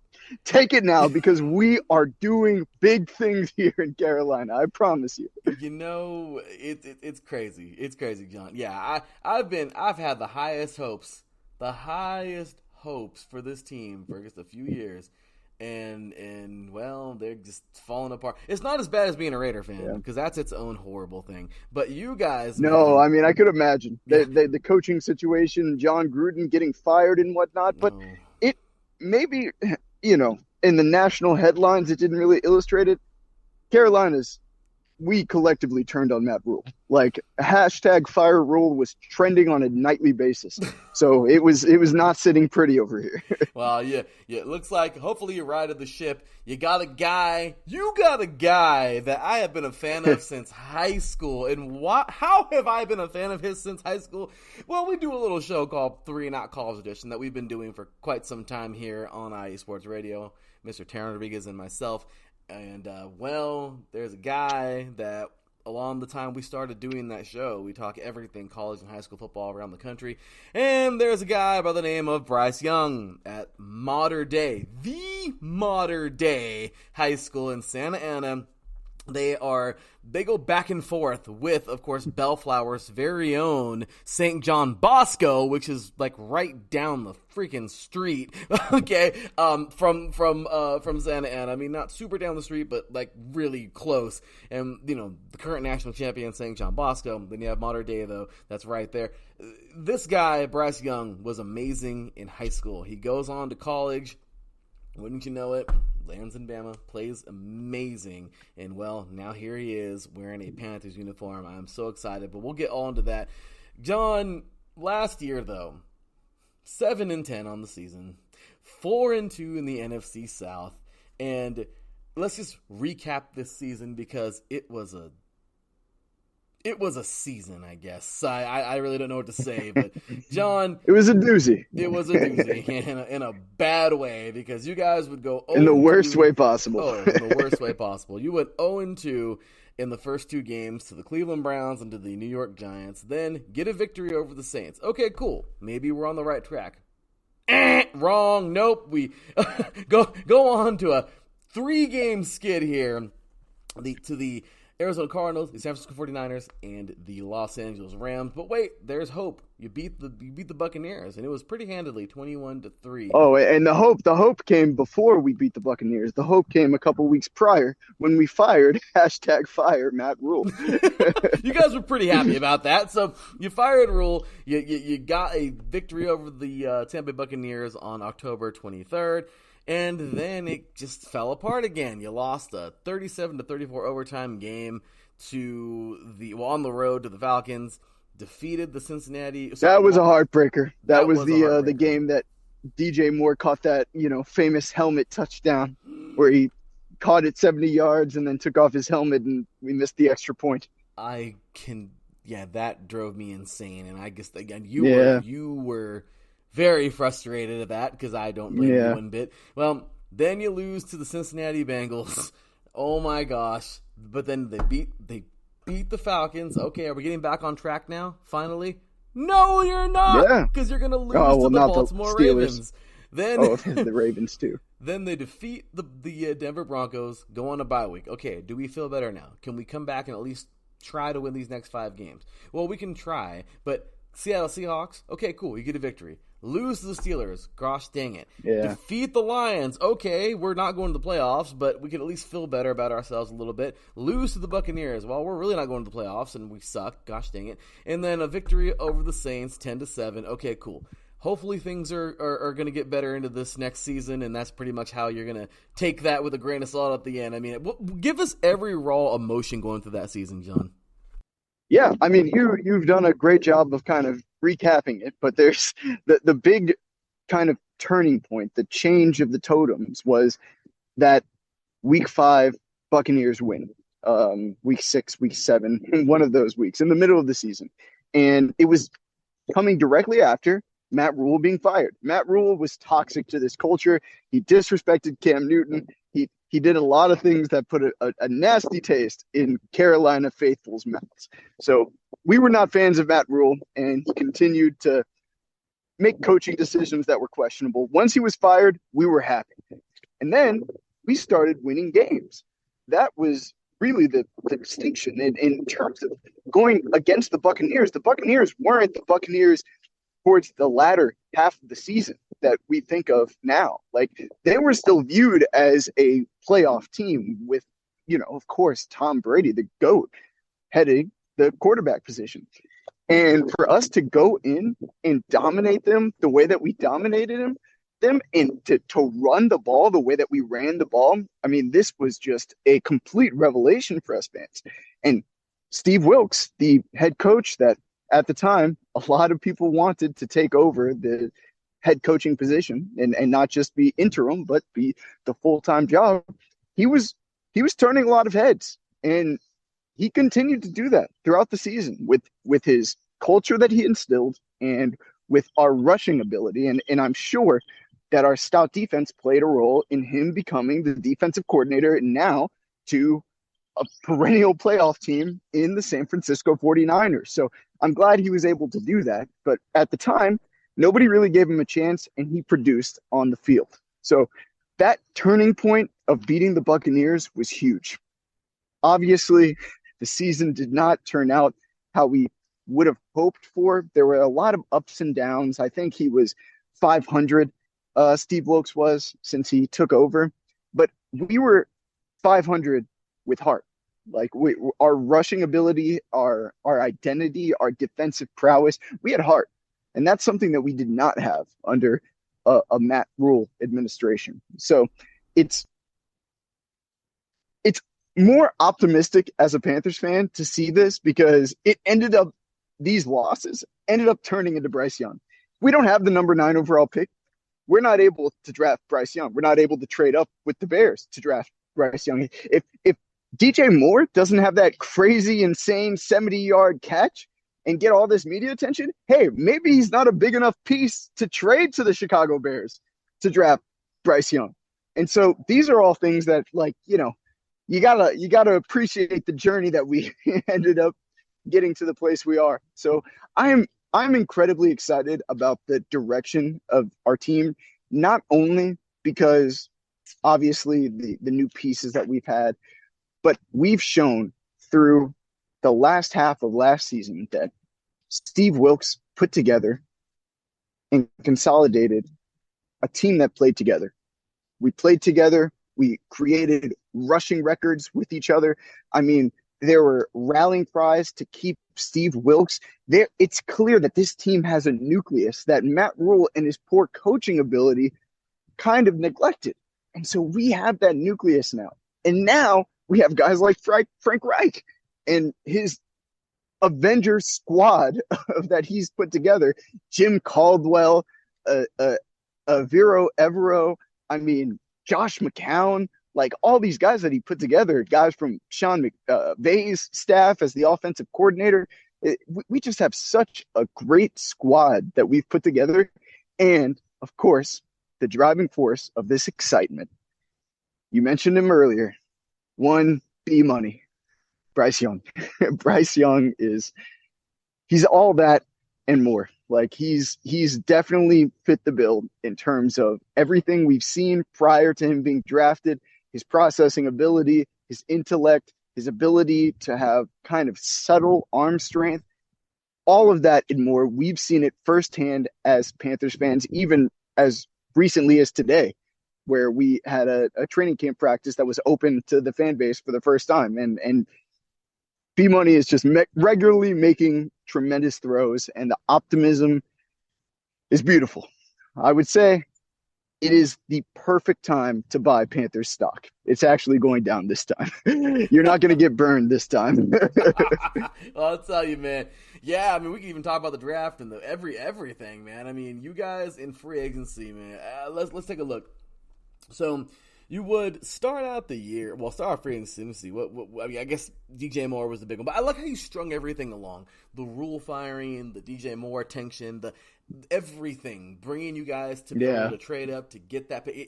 I love how you did. It's like a storybook, man. It's absolutely, you're 100% correct. This is exactly. It's a beautiful story. Beautiful story to be watching now. It is, man, because DJ Moore to the Bears.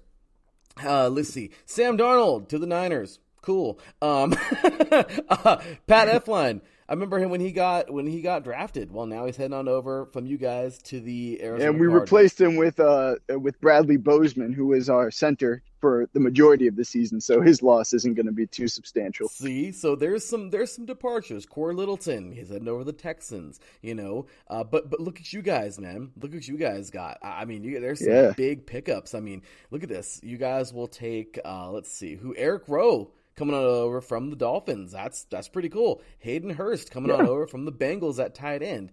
You guys got Andy Dalton, I guess, as depth. Okay, cool. Well, Hayden Hurst, these two, I'm sure you're about to say him. The older receiving core that we got in Hayden Hurst and Adam Thielen and DJ Chark, that's going to be the new nucleus of our team too, especially with a young quarterback. Individually, they wouldn't be the greatest pieces, but I think the sum is greater than the parts for them. So I think we have a underrated receiving core. I think so too. Looking at this, man, you guys, wow, like this is a pretty good list. This is bigger than I thought it was, man. I mean, look at this. McCray is headed over to you guys now. Justin McCray from the Texans. Shy Tuttle, that's pretty big. Oh, well, look at that. Deontay Foreman's headed to the Bears, but once again, I mean, you guys got, look at this, Damiere Byrd heading on over, Deshaun Williams, defensive line coming over from the Broncos to the Panthers. I mean, there's a lot, man, like Grugier Hill, I want to butcher his name there, but headed on over. So there's a lot of pickups, a lot of moving around and everything, but what do you think, John? I mean, and then, of course, you already got into the draft, so let's just go ahead and just go through the draft extremely quick here. Of course, the elephant in the room, we've been talking about it since we started, is number 1 overall pick, Mr. Bryce Young coming out of Alabama in the first round. Jonathan Mingo. Oh, my gosh, Jonathan Mingo, wide receiver coming into the from Ole Miss in the second round. Third round, DJ Johnson, linebacker out of Oregon. The dude is a beast. I remember seeing him in the Pac-12. The dude's a monster. Chandler Zavala, guard, out of North Carolina State. There's a few other players here, can go into them if you'd like to in the later rounds. But what do you think, man? Biggest pickups and biggest departures for you guys in the offseason? Yeah, no, exactly. I'll spare the delving into Bryce Young because everybody knows if you're watching just national media, everybody knows Bryce Young is the big story. Oh yeah. But he's obviously we're excited about him. But let's get into the smaller names that everyone might not know. So first off, I'm very excited about Ole Miss receiver Jonathan Mingo, somebody that we traded up to by proxy. We didn't actually trade up in the second round, but we traded our piece and Christian McCaffrey to get the second round pick that we were able to draft him with. So I'm excited to see what he can do. He's somebody that really looks like his Ole Miss teammate, A.J. Brown. He's a big, strong, sturdy guy that has quiet, elusive ability. He's not going to be a blazer. He's not going to run a 4.3, but he quietly, at his size and sturdiness, ran a 4.47. And so he's somebody that, and he's a big guy too. So it's not easy for somebody that size to move that fast, and it's not easy to stop if you're a defensive back. And so I'm excited to see what we can turn him into. And then you mentioned DJ Johnson. He's another piece that is kind of more of a pass rusher, run stopper. We're going to try him out at outside linebacker in a 3-4 system. He's 25 years old, and he's going to be a rookie, so he's a little older than a rookie would normally be. But I think he has the tools, and our coaching staff obviously does too. So we're going to see what we can use with those tools of his. And then Chandler Zavala, which is another guy that, man, I cannot believe he fell. He played next to our left tackle, Ike Ekwonu, our left tackle that we drafted out of NC State last year. That's awesome. And he texted. Yeah, it was. And he texted our general manager before the draft saying something to the degree, and it was chronicled in our version of Hard Knocks. He texted him something to the degree of like, I'm ready to play next to Icky again.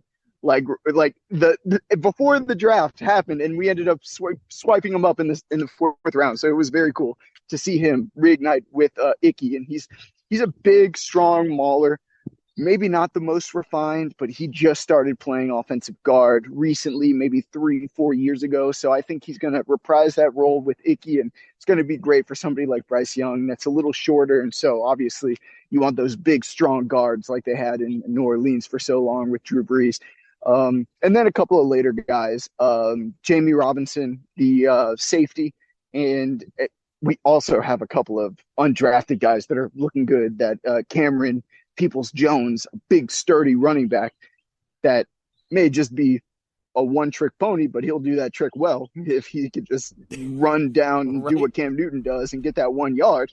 So I'm liking our draft class. Obviously, Bryce Young headlines it, but I'm excited to see what these other guys can do in conjunction with Bryce Young, and of course our free agency class with guys that we mentioned before, like Adam Thielen, DJ Chark. I think they're all going to come together to make something that's really going to be greater than the sum of its parts.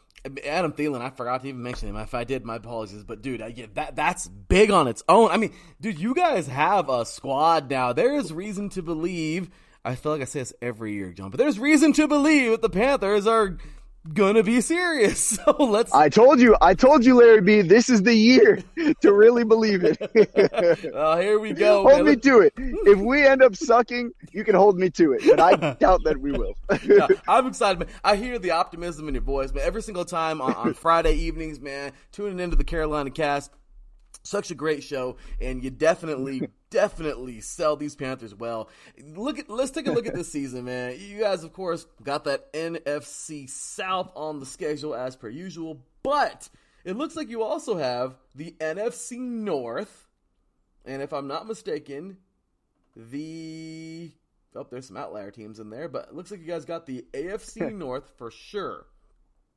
And it's a possibility that I am just having a blip. And yes, the AFC South. So you have the NFC North and the AFC South this year. Okay, some teams that are, the Saints. Derek Carr's in town. How is that going to change that up? Atlanta. I mean, I'm not. We'll see how everyone feels about that. But they're in the rebuilding stages as well. And you take a look, Justin Fields. What are they going to be like with the what is he going to be like with the Chicago Bears? Is Minnesota going to be the team that they were last year? Is Detroit going to finally get it together? I mean, the Packers with Jordan Love. How are they going to look? The Buccaneers. They've kind of been spiraling just a little bit, but how are they going to look this year? The Texans, are they revamped yet? Are they not there yet? The Cowboys. Are they going to have a great season and, be world beaters or close to being extremely good like they were last year? I mean, you guys have a schedule with there's a lot of talent on this schedule. I mean, of course, it's the NFL. There's talent everywhere. But it looks like a beefy enough schedule to give you guys quite a challenge, man. So, John, tell us, brother, what are you expecting this year? You don't have to give a record or anything like that. I guess, what are your expectations from the Panthers this year? Yeah. No, you did a great job running through a lot of the big names that I'm thinking about, because it's going to be exciting to play some of these teams that we either played last year when they have different squads or haven't played in a long time. We're going to see how we can succumb to the challenge. So I think first off, the NFC South. I think Derek Carr is going to change the dynamics with the Saints. I think the Saints are going to be a much more efficient team than they were when they were headed with our backup quarterback now, who, all due respect to Andy Dalton, I think Derek Carr is a little higher caliber than Andy Dalton. You would know as a Raiders fan, Larry. Oh, yeah. He has his moments. He probably, probably frustrated you at times. But I think we're going to look pretty good against the Saints. I think they're going to be a formidable opponent. I think the Falcons are going to be really interesting because their rushing game now with Desmond Ridder and Bijan Robinson with Tyler Algier, and they still, I think, have Cordarrelle Patterson, and all of these rushing attacks on top of their guys like Kyle Pitts and their receiver Drake London. It's going to be interesting to see how they can stack that together. So they're not, layaway teams. But what really interests me, of course, the Buccaneers too. Yeah, maybe the Buccaneers might be a little bit of a layaway team relative to the others. But what really interests me is the fact that we play the Detroit Lions again, a team that we beat pretty badly last year. And the Detroit Lions are an ascending team. They won, I believe, 7 of their last 8 when they had played us, and we ended up beating them. But my goodness, they have just created a culture that I would love to replicate. So they have their new rookie, Jahmyr Gibbs, and they have an incredible base. And of course, Dan Campbell coaches those boys. Like, I think that they're gonna be a good squad. So it's gonna be interesting to see how we can do. And again, we play the Seahawks, another team that we beat last year, and a team that boy, I'm glad we beat them, but they're coming back with Geno Smith, and they're coming back with a new rookie again, their receiver, Jackson Smith and Jigba, that is one of the better slot receivers in the league. So I think our record or our schedule has a lot to do with unknowns. I think we don't necessarily know who our team is going to be under this new tutelage, under this new coaching staff, under Bryce Young. And there's a lot of teams that we might have beaten in the last year, like the NFC South opponents and the Lions and the Seahawks. But I don't know that they're laughable opponents. I think that there's going to be a lot of challenges. If we could even reach a 500 record, I will be impressed by this new coaching administration. If we can beat half of these opponents, it'll show a lot of fortitude, considering just last year we were in shambles and didn't have direction. So I'm excited. I'm excited to see what we can do more than anything. Oh, me too. I'm telling you, man, I'm cheering from this team. I guess there's just a lot to be excited about, and you know, I'm excited because I think that there's just, you know, there's so much to look at and go, hey, this team has a chance now, you know? So let's take a look here. You know, I think you guys have a very good shot of being about 500 and maybe even better in this first year. I think that's a good victory for you guys. And it looks like it's realistic. So, John, you talked about your Panthers now. You talked a little bit about the other teams, but I think it's time we talk a little bit more about those teams. John Felipe, you know what this segment is, man. It's been around for years, and we're not stopping anytime soon. It's a little segment we like to call Stick It To 'Em, because, John, there's 3 other teams in this division that you love to hate, and they can't stand you right back. It's a lot of fun to talk about, and hey, you know, good and respectful, mean and ugly, you know, just don't get too crazy, but hey, let's have some fun. Tell us how you think those other 3 teams are going to do this season. And, oh, yeah, don't hesitate to tell us how you really feel. John Felipe, stick it to him. All right. I'll stick it right to them. Let's see. First off, we have to start with the team that maybe I almost feel bad doing this. I almost feel bad, like, talking about them, because the Tampa Bay Buccaneers are not in a direction. Let's put it this way. Our team was horrible last year at a lot of points. And one of the most predominant reasons that we were horrible was because our starting quarterback was Baker Mayfield. So where does Baker Mayfield go on his journey? Is he out of the league? No, he's the starting quarterback for the Tampa Bay Buccaneers. And so the fact that we get to play Baker Mayfield twice a year again, I mean, after everyone saw what happened with him last year, he had that great, and I was cheering for him, that great game with the Rams when he just got off the plane and went right onto the field.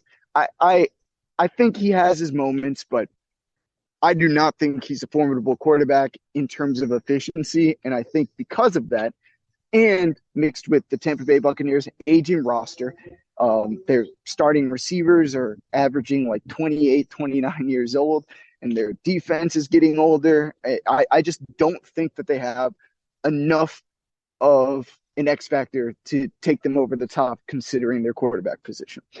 So Saints, I think, is a little different. The Saints, I think they're going to be pretty good. I think they're going to be average. They're going to be the embodiment of average. And they've been putting this off rather than cleaning house and trying to tank, which it almost feels like the Buccaneers are trying to do. They figured, hey, we were formidable. Let's go back. Let's try it again. Let's get an upgrade at quarterback and see what we can do. And they are. And, you know, God bless them. I hope that their endeavors end up well, because it seems to me like it's going to end at an 8-9 record and not having a high enough pick to get Caleb Williams or Drake May. But they're a good team, good enough not to just straight up tank. And I think they're going to provide a reasonable challenge to the Panthers. And to be honest, the team we play week 1, the Atlanta Falcons, might be the most interesting to me out of the bunch, because they have got weapons. They've got Kyle Pitts, one of the most alien tight end prospects and the highest drafted tight end prospect to ever come out of the NFL draft, and Drake London, the highest receiving prospect to come out last year. And everybody thinks of Chris Olave and Garrett Wilson, but he was drafted above them. And so it's going to be interesting to see what these guys can do, especially with their new quarterback in Desmond Ridder and their shiny new freaking stud alien of a running back, Bijan Robinson. So I think that the Atlanta Falcons are going to be a team that surprise people. And if they don't, it's going to be their lack of a diverse offense, because essentially they run the ball into the ground. There were games that, I don't know if you saw, quarterback Marcus Mariota out there would throw like 10 passes a game and just hand the ball off to Tyler Algier and Cordero Patterson the other 40 attempts. And so they really didn't have a diverse offense. If they do diversify that offense, if Drake London and Kyle Pitts are able to be like formidable assets, and well, first look out for fantasy owners everywhere because they're going to skyrocket. But second, they might actually be a formidable team. So I think that the Falcons are going to be the most curious of these three. I think it's going to be clear that the Buccaneers are going to be bad and the Saints are going to be average. I think the Falcons are going to be a wild card. So we'll see how they do. The applause button has been hit. I mean, here we go again. John Felipe taking the respectful yet keeping it real approach. I love it. Great stuff as always. John, you're the man. I just thank you so much for being here today, man. John is just currently walking around the neighborhood right now. I am. His lady's at home. She's working at home right now, and he producer Jenna. She's producing. And yeah, she's producing, and she does a great job producing the Carolina cast. And well, John had to take a walk around the block, and this is going to show you how dedicated this man is. So I just want to say, man, thank you so much again for being a part of this network, for being on the show today. Please let all these diehards know, and all these diehard Panther fans know, where they can find you, the show, and anything else you want to share, man. Yes, definitely. I appreciate you having me, Larry B. I feel all this pent-up football, and I need to say it somewhere, so I appreciate you providing the platform. So, yeah, you guys can check me out every Friday on the Carolina Cast, every Friday at 7 p.m., of course, a part of IE Sports Radio, your direct feed for all that is sports. And then on top of that, if you want to check me out on Twitter, I am at IE_Carolina Cast. So come on, let's chop it up. Give your takes. Tell me why the Falcons are going to be much better than I anticipate, and let's talk about it.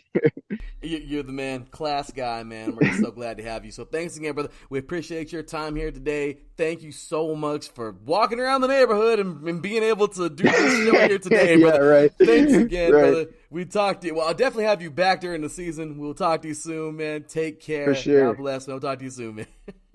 All right, take it easy, man. Have a good one.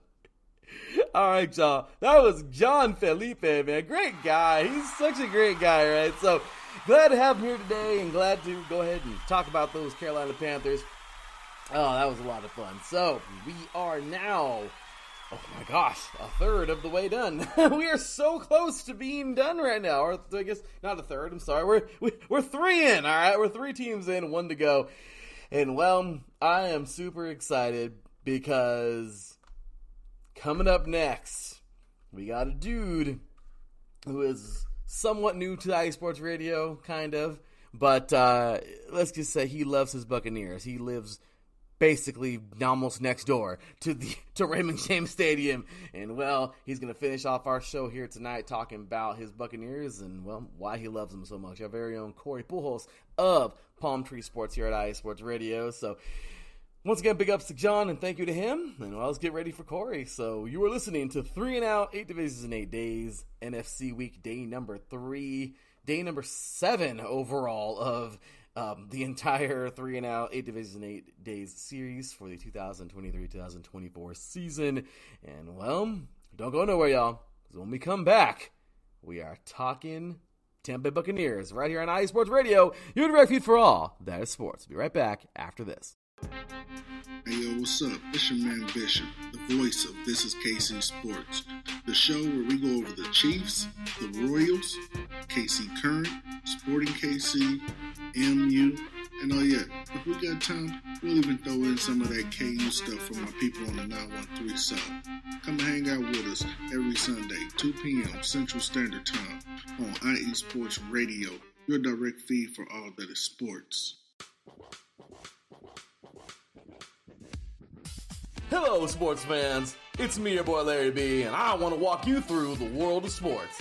No, not just the mainstream major TV deal type sports, although those are important too.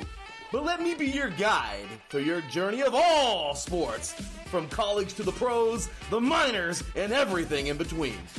Each week, we are talking sports galore with true diehards just like you from a hardcore fan's perspective that's sure to quench your thirst around leagues you may know all too well and some you may even discover here. That's right, sports fans. If you love sports of all kinds, enjoy hearing amazing sports stories, and respect all sports because you know how difficult any of them can be to play or compete in, then this is your show. Join me, your boy Larry B, on the defining moment each week here on IE Sports Radio, your direct feed for all that is sports, and let the sports come to you.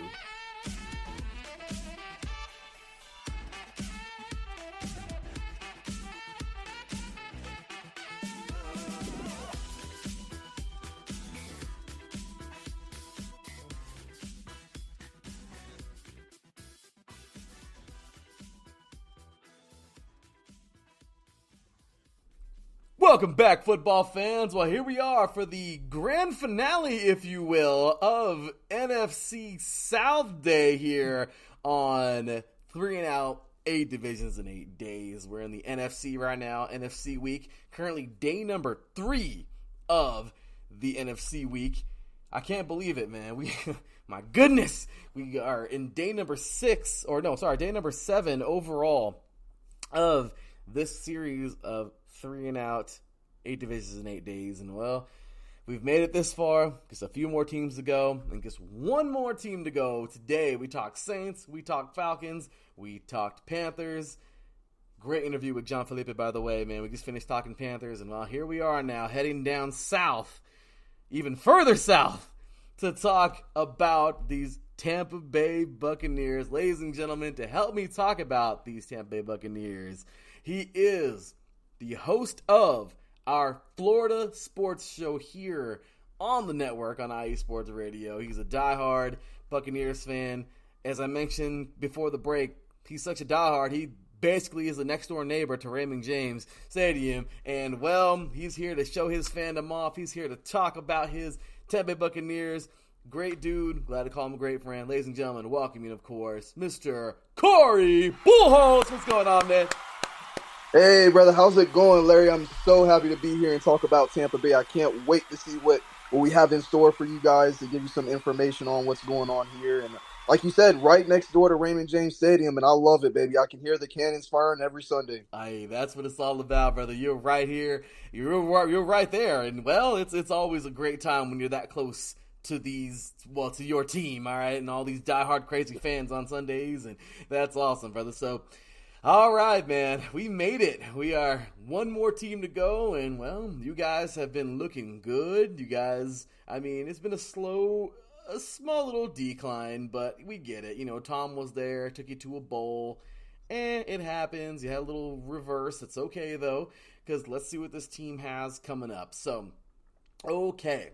Well, with that said, man, let's go ahead and take a little stroll backwards, man. Talk about last year, all right? So 8-10 in the regular season, okay.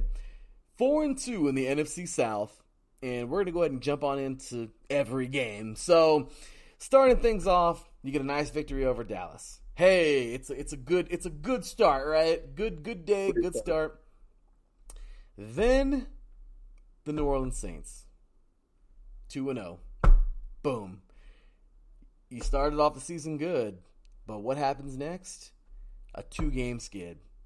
You guys will welcome the Packers That's an L. That was a tough game, man. You almost had it, didn't get it. And then you would welcome in the Kansas City Chiefs, the Super Bowl champion Kansas City Chiefs from last season, and you guys would actually hang with this team, man. 41-31. You beat them a couple of years ago in the Super Bowl, but this year wasn't to be. You would then climb back up out of that little hole and get a victory over the Falcons. And then, I don't know what happened, man. You guys just fell apart. Losing 3 straight to the Steelers. The Panthers would take you guys out. And then Baltimore. That was a hard-fought game. However, you pick yourselves back up, get a victory over the Rams and the Seahawks, go into the bye week feeling good. But when you come out of that bye week, I don't know what happened, man. The Browns, you would head up to Cleveland and just have issues versus the Browns, man. You lost the overtime game 23-17. Come back up out of that, head home, beat the Saints. You feel good with the victory over the Saints. And then you go to Frisco, man. You go on to San Francisco, and the doors fell off, man. 35-7. Y'all took a whooping. It was a tough one. And I don't know if that lasted another week or so, but, man, you guys would then head home, and the Cincinnati Bengals would come to town, and you guys would lose a tough one there, 34-23. Then you head on out to the desert. You get in another overtime game, but this time you get the better half of that, the better end of that. 19-16 victory over the Cardinals on the road. You go back home, you get a victory over the Carolina Panthers, and you end off the year with a loss. I don't know how that happened, but with a loss to the Atlanta Falcons. Maybe you arrested some players, I don't know. Playoff bound though, one and done unfortunately in the wild card. You take on the Dallas Cowboys, and, well, everyone was talking about it. Oh, my gosh, they never lost to Tom Brady. They never lost to Tom Brady. Or, they never beat Tom Brady. They never beat Tom Brady. That was, like, the thing. It's like, what happened to the Buccaneers? This is suddenly about Tom Brady only, Okay, is what it is. You guys would lose 31-14 to the Dallas Cowboys, and that's it, man. That's it. You guys would make your exit from the playoffs. That would be the end of the year. And then this last past off season, the GOAT, Tom Brady, calls it a career. Okay, there it is, man. So go ahead and give us every raw emotion from last year as a Buccaneers fan. Well, I'm glad that you asked for the raw emotion because, there were a lot of, we can do this. We still can hang in there, and we still have it that we felt throughout the season. And let me tell you, there were a couple of backbreaking moments in that season. It started with the loss to the Ravens. The first 4 games, I think it was 4 or 5 games of the season, you kind of didn't know what to expect. Tom Brady was experiencing a divorce. That was something that we believed weighed heavily on him, and we could see it in some of his playing. And I don't think for one second that he was playing horribly. I think he was just distracted. And a distraction is probably worse than just playing horribly because it's not something he can control, right? So the biggest thing with him was because we love Tom down south. We've always been a Tom Brady fan down here in Tampa, especially because of what he's been able to do in his career. And then when he came to Tampa, it blossomed even bigger. You wouldn't believe how many Tom Brady jerseys you would see in the city. And then you start seeing the team show weakness. They showed weakness in not being first defensively against the run. We struggled covering deep balls. We suffered a lot of injuries last year. We really suffered a ton of injuries over the last 2 years, which has probably been the biggest thing that's derailed this team, even more so than the divorce that Tom was experiencing. And you look at that Ravens game, and you could see Tampa Bay just giving everything they had in that game. But Lamar Jackson was a bit too much. The Ravens team was just a bit too much. They played outstanding defense against us, and Tom really couldn't get the train on the train tracks.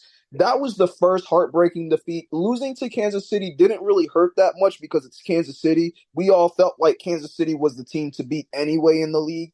But then once you get further along into the season and you see Cincinnati come to town, Cincinnati washed us. JB is the real deal. Okay, I watched him in LSU, so I knew he was going to be the real deal in the NFL. But the second real backbreaking game of the season was the San Francisco game.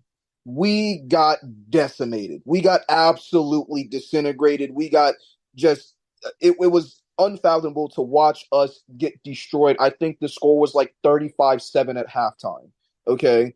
So when you see something like that and it's your team, you have two choices. One, you turn off the TV and you say, look, I'm going to live to keep my insanity for another day, and I'm going to wait till next week, and hopefully we can bring it back. But I decided to finish the game thinking, Tom's the comeback kid. If anybody can do it, it's Tom. And it just led to more heartbreak. We got destroyed. We had no chance in that game. Brock Purdy was truly the most elite player on the field on that day. And I think he carried that with him throughout the rest of the season, knowing that if he can beat Tom, he can beat anybody. And it really showed that the 49ers were the class of the NFC. So that was probably the hardest moment to deal with. When we got into the playoffs against the Cowboys, like you said it yourself, we pretty much expected it. They harped on it so much that it was a foregone conclusion already that Tampa Bay was not ready to hang in the playoffs with the Dallas Cowboys. And then when you add the injuries that we had experienced, like I said, throughout the season, it just made it one of those things where after the loss to the Falcons, I think a lot of us at Tampa Bay were saying, can we just let the season go? Can we just move on to next season? Hopefully Tom comes back and then we can just, we can re-energize and get refocused, repurposed again.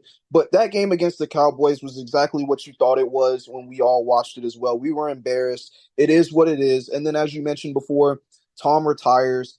I am so happy for him. I am happy that he went out, doing what he loved, and that he went out on his own accord and he didn't leave when the Patriots are done with him. So I can't wait to see what he does in the booth when he gets in there. But I will say this. The ending to last season, all it did was help Tampa Bay more during this offseason, and that's something that I'm sure we'll be able to show as we move forward into this next 2023 season. You hit it on the head, Corey. That's exactly it, man. All the best to Tom Brady.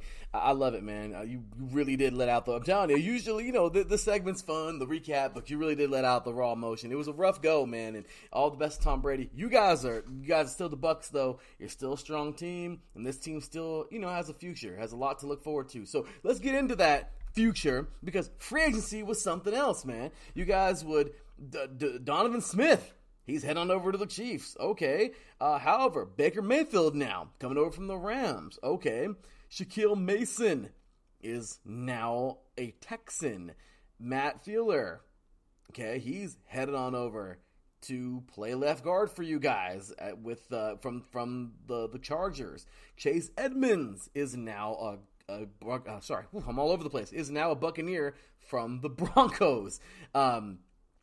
Nunez Roches is headed off now to play for the Giants. Also, Blaine Gabbert now, he's on his way to the Chiefs. Murphy Bunting is on his way to the Titans. I mean, it's a lot. Rashad Perryman, actually, even on his way to the Colts.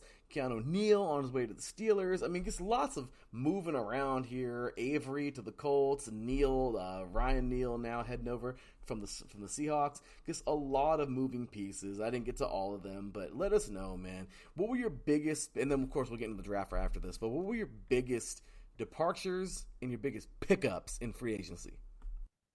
That's a great question. So the best departures, and I'll say this because I love anybody who puts on a Tampa Bay, uniform. I respect them all. They all put their lives and bodies on the line every time they go out there. And it's one of those things that you hate to see some of the players go. With that being said, I will make knowledge of the Kansas City Chiefs seem to like taking our old players because they got Rojo a couple years ago. Now they have Donovan Smith and they have Blaine Gabbert. I'll say this. Blaine Gabbert was an excellent pickup for them at backup QB. Donovan Smith was quietly the second most penalized player in the NFL last year. He averaged at least I think it was 1.2 or 1.3 penalties per game.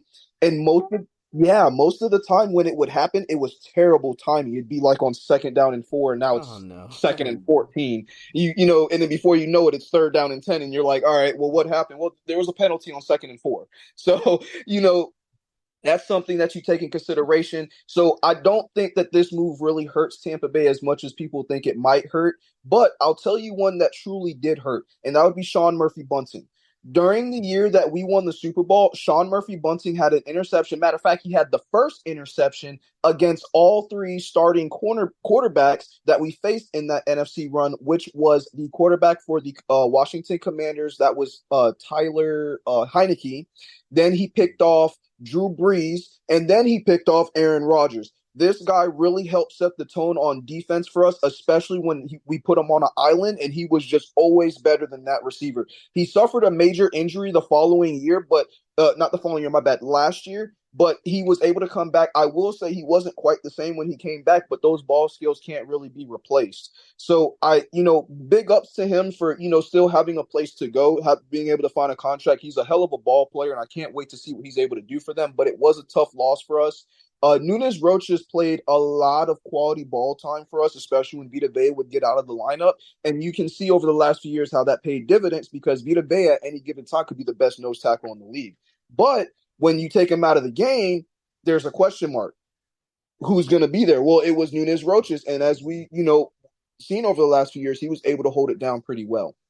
So those were some of the departures outside of Tom Brady, of course, that really hurt us. And as far as the pickups that really helped us, I think that Chase Edmonds in the backfield is actually something that teams should look out for, because now we have 3 capable backs who can not just run it out of the backfield, but also catch out of the backfield, which is a big part of Dave Canellis' offense and something we saw with the Seahawks last year. So that was a great pickup. And then I also like the addition of some of our defensive players as far as the draft is concerned, which we'll get into again momentarily. Those are where the pickups actually start to blossom. Baker Mayfield is somebody that I watched in college, and I watched what he was able to do in LA last year for the Rams. And let's just say this. If he plays like he did for the Rams for Tampa Bay not only wins the division, but has the opportunity to make a playoff run, as we saw him make the playoffs with the Browns under a good receiving core, which saw Odell Beckham Jr. and some of those other players. So I look forward to seeing him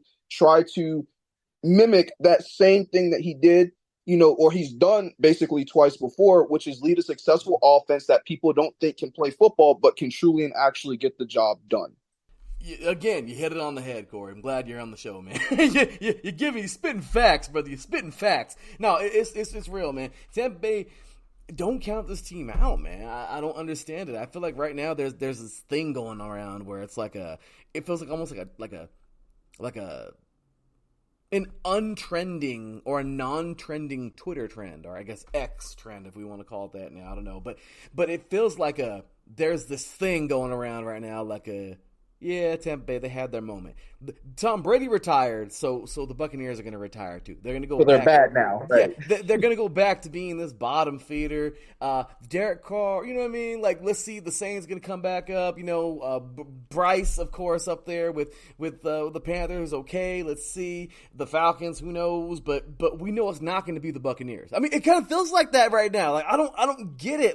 It's like you do know that the Buccaneers are still relevant. They still have a really good defense, and just because we don't know necessarily the long-term answer to quarterback right now, did the Steelers know when Roethlisberger called a career?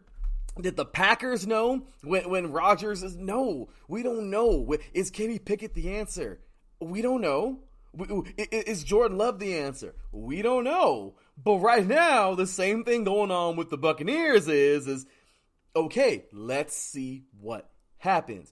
Do not count a team out just because, arguably the most highest paid or the most important player on the team, the quarterback, isn't the dude that has all those rings. Don't jump to conclusions and don't be like, all right, well, that's it. Tampa Bay had fun. Who's next on the list? Tampa Bay's still around. You know what I mean? So I'm glad we were able to talk about that real quick. But all right, brother. So we're going to move on to this draft, man, because okay, I liked it. I'm just going to tell you right now, the Tampa Bay Buccaneers for the first round, man, Elijah Cansey, defensive tackle out of Pittsburgh. Okay, you got some more beef. This team just needs to look, man. I played this game a long time, and I'll tell you right now, I had many coaches at almost every level I played at give me the same thing of exactly, why I love playing defense so much. But if they don't score, we don't lose. That's logical, because if they don't I don't care how bad our offense is. If this team ain't getting to that end zone over there, all right, if they ain't making no field goals, there's no way they can win unless their defense scores themselves. And we can't do anything about that at that point, but actually we can, because we can score too. And that is, you take that upon yourself. You don't say, okay, we're not a team, but the defense is its own unit. Special teams is its own unit. Offense is its own unit. So if you think about it, man, defense, hey, we can score too. All we got to do is take that ball away from them. How you going to do it? Somebody's going to get a pick, or someone's going to get that scoop and score a fumble, and that's all there, or somebody's going to get sacked and get a safety. That's all there is to it. We can score too. So you added more beef. I love it.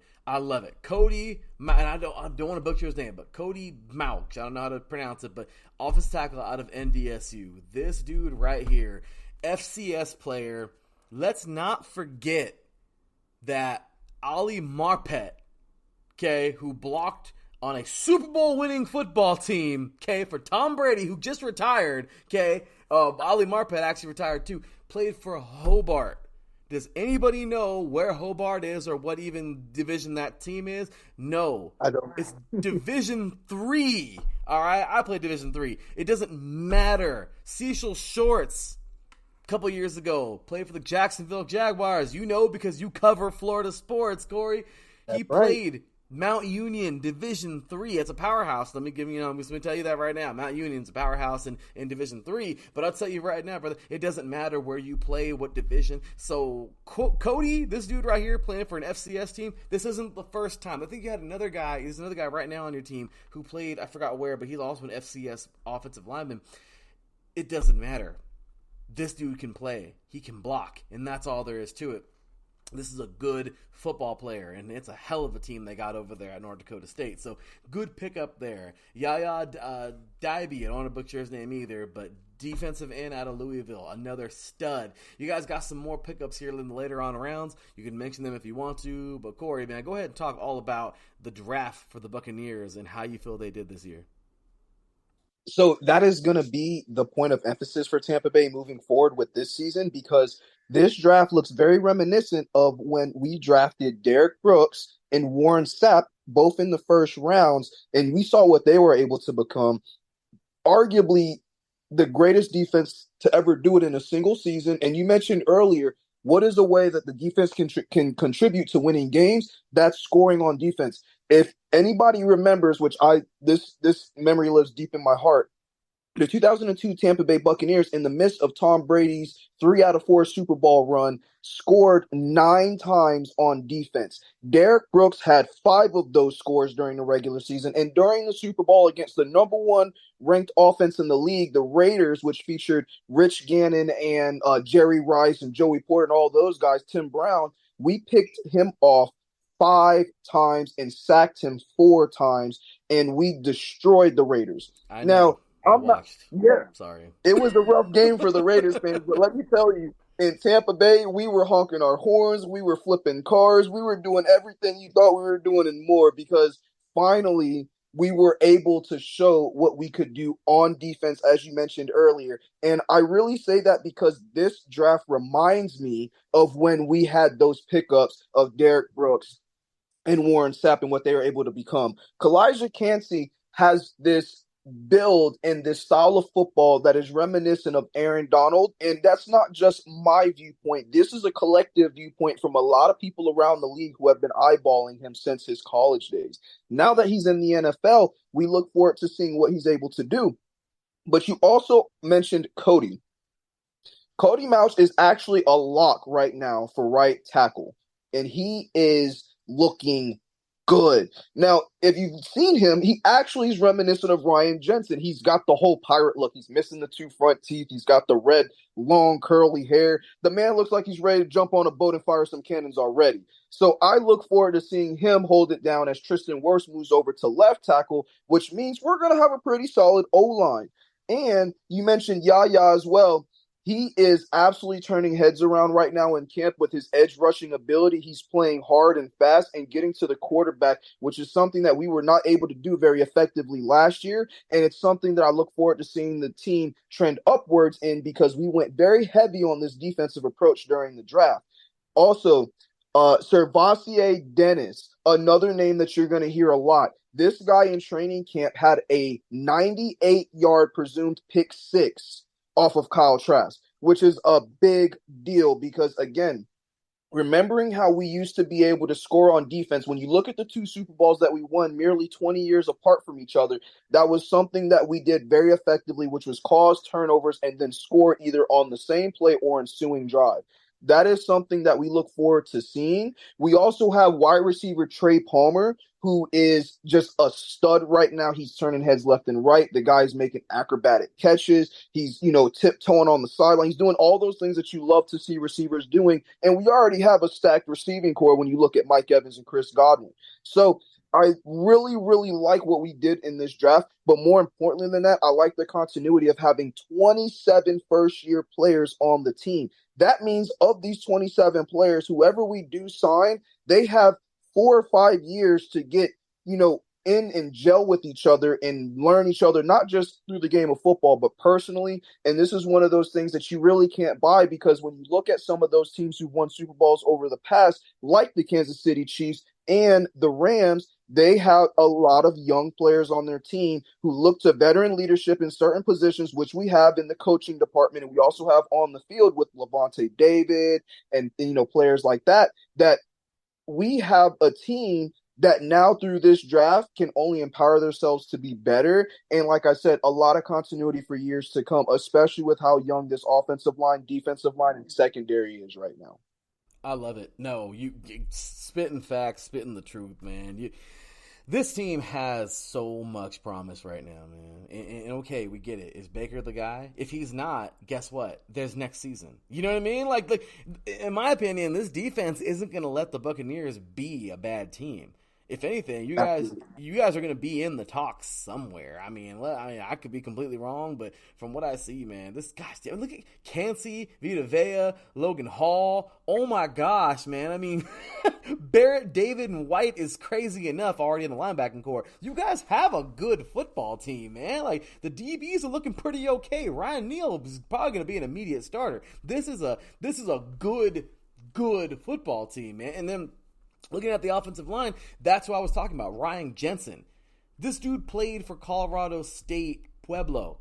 That's Division II, and he's starting.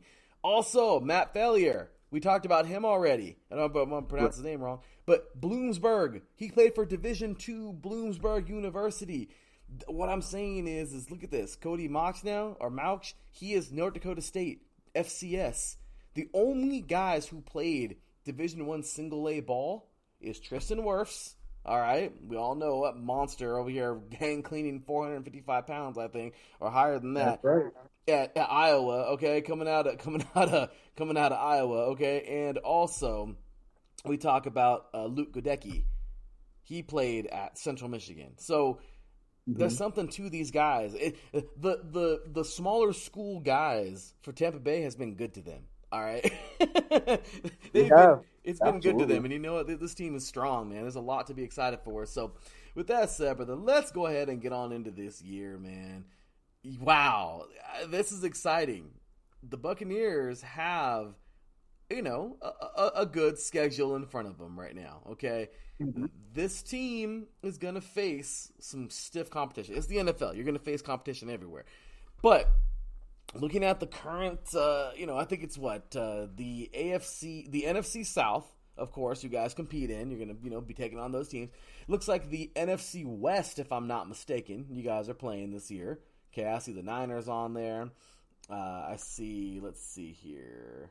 Is it the NFC? No. Well, I see for sure the AFC North. The NFC North. Sorry, NFC North.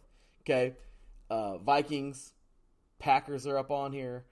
And if I'm not mistaken, I also see the AFC South. I'm sorry. I don't know how I saw the Niners. That's why. That's the first thing I reacted to. So that's going to be your schedule this year. A couple outlier teams, but I don't know. The Buccaneers have their work cut out for them, but they're definitely not going nowhere. And my goodness, Week 3 is going to be one of the games of the season, in my opinion, taking on those Eagles, man. So talk to us, Corey. What do you think, man? What are your realistic expectations for your Buccaneers this season? Well, that's a great question to ask, because I think this schedule is a prime example of a team like the Seahawks experience last year, where they're going to face a divot in the middle of the season that will really determine where they go from here. We got a couple of easy games early on, then we play the Eagles. The Eagles game is going to be a tall tale sign of where this team is at early, but I think the real test is going to come against the Niners later in the season. I mentioned this before. The Niners destroyed us last year. It wasn't a close game at all. So having the chance to go back and face a team like that is clearly, again, the class of the NFC, in my opinion, I think if Brock Purdy doesn't get injured, I think the Niners could have actually won the Super Bowl completely. And that's just one of those things that when you see that team and you see how they handled us last year, that we're going to be looking for some form of redemption as we had done against the Saints and the Chiefs, respectively, in the past before. So knowing that we have that team to play, I look at the NFC South and I say the NFC South is the weakest team in football right now. The AFC South is probably the second weakest division in football right now. So having the chance to play two divisions that are very weak could either be a blessing in disguise, or it could be the challenge that we need to push us to be better, or we'll find out that we really do need to do some more work after the offseason and that we're going to have to go back into the draft and back into free agency to figure out what we need to do. I think that the Bucks have the opportunity to win 10 games this season. I don't think that's too far-fetched, but I do believe that we're going to have to start early and fast, and by the time week 3 comes around, we play the Eagles, we're going to have to put something on paper. If we lose, and you guys can quote me on this, if we lose a 31-28 or a 28-24 game against the Eagles, mark my words, Tampa Bay will be out for blood the rest of the season, especially knowing that they can hang with the team at the top of the football world right now in the Eagles. Again, with them being one of the top 3 teams in the league, I don't see why Tampa Bay wouldn't draw a lot of confidence from that, especially when they know they have to play the 49ers later in the season. I think that we can win in our division. I think we'll go 4-2 in our division personally. I think we wipe the Falcons. I think we split games against Carolina and the Saints. And then outside of that, with a 4-2 in the division, that should give us the division crown, which means we could see a first round, probably a wild card week like we did last year. But I imagine that Tampa Bay this year will be a lot better than we were last year, because I do put a lot of weight on the injuries and the fact that Tom was going through what he's going through. Baker is younger. He has the opportunity to lead a team for the first time where they just give him the keys for the most part. And they're going to say, hey, listen, unless Kyle Trask just looks perfect in training camp and in the preseason, this is going to be your team, and you got a hell of a team to work with. So I think we can win 10 games. I think we'll go 10-8. I think we could do better, but I want to stay safe and say 10-8. And I'll rock with that for the time being. And I also think that we'll take the division crown as well. So look forward to seeing that, guys. That's what I think. I agree. I think you guys have a spoiler alert. That's what I'm going to take this year. Just the safe bet. Carolina's coming. I think this team is building something special over there. But right now, I'm just not ready to give away the crown. I just feel like right now it's true. It is the weakest division in the NFL, or pretty damn close to it. But this is a good football team. And to everybody out there saying that the Buccaneers are not, I don't know, man, y'all bumped your head or something. Maybe you're like Corey and you practice MMA and you probably got, hit in the head or something. I don't know, man. What was that, brother? I said, yeah, a couple of times, right? Yeah, man. So maybe you were hitting the bag and the bag came back and conked you in the head, and now you think the Buccaneers aren't good. I don't know what happened, but just because because Baker Mayfield, look, man, sometimes people aren't the best fit in certain places. Okay, I get it. And if he really, isn't the answer, it's a business. Do you think they're going to keep him around if he's not that good? It happens, okay? But what I do know is the Buccaneers have pieces everywhere else, and they're going to be all right. They're going to be all right. So all right, Corey. Well, now that we got through all of this, we talked about your Tampa Bay Buccaneers. This is a little segment we like to call Stick It To 'Em. It's a little fun. We enjoy doing this. And, there's 3 teams that you don't really care for. They don't really care about your team either. It's the best part. It's rivalry. Well, one of the best parts of football. It's fun. It's a rivalry. Now that you told us how you think your Buccaneers are going to do this year, tell us how you think those other 3 teams in the NFC South are going to do this year. You could be nice and kind. John Felipe, we can talk to him right now. He used the nice, kind, respectful, slightly mean, spitting some facts. But I will say, you can either be mean, obnoxious, and crazy. Don't get too crazy. But you can either, be nice and respectful, or you could be mean and crazy. However you want to be, man. But without further ado, and then of course, don't hesitate to tell us how you really feel about those teams. Once again, don't get too crazy, but don't hesitate to tell us how you really feel about those other 3 teams. Without further ado, Corey Pujols, stick it to him.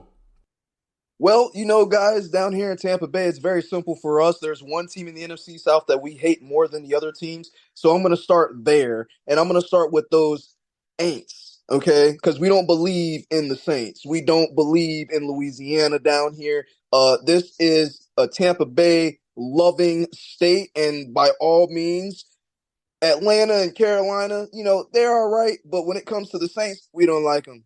We don't like them. We don't care about all that. Oh, we swept you in the regular season, Poppy. We beat you guys in the playoffs when it mattered, and we won a bowl on your watch, and we retired your quarterback. So, Saints, you guys suck. I don't like you. We don't like you. Change your colors. Your team's horrible. I mean, like, everything about it. The only thing we want from you guys is the crab boil, okay? Bring that to the ship. We'll eat your fish and all that. You can spice it up, do whatever you got to do. Aside from that, we don't want anything to do with you guys, okay? I look forward to seeing you guys go 0-18 or 0-17. You get what I'm saying. I hope you guys lose every game this season. That's how I feel about the Saints. That's how we feel about the Saints in Tampa Bay. However, as far as Atlanta goes, we don't really care about Atlanta. Atlanta, you guys, you got to understand, we went out and got the quarterback who is responsible for burying you guys in the Super Bowl, okay? You guys were up 28-3, okay? And then what? You lost. So we don't really perceive y'all as a threat. We perceive y'all just as what y'all are, and that's 0-2 in the Super Bowl, so we don't really care. Carolina, okay, this is the team that we do respect. When you look at the history of Carolina and what they've been able to do, whether it was Jake Delhomme, whether it was Cam Newton, and now it's the young guy that's in there. I tell you this much. Carolina is the team that's the true threat to this division, and that is the other team that I wouldn't be surprised surprises the league this year. With that being said, Carolina, we still don't like y'all. We still want to beat y'all, but we have respect for you guys.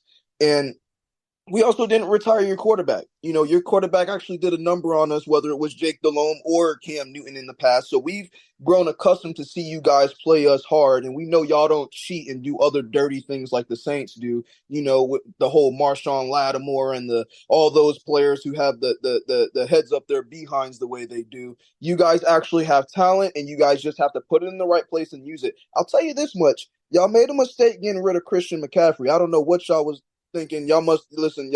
Did you go out have too much to drink the night before? What y'all were trying to save some money or something? You should have just cut some coaches or some other staff. But getting rid of him was a bad idea.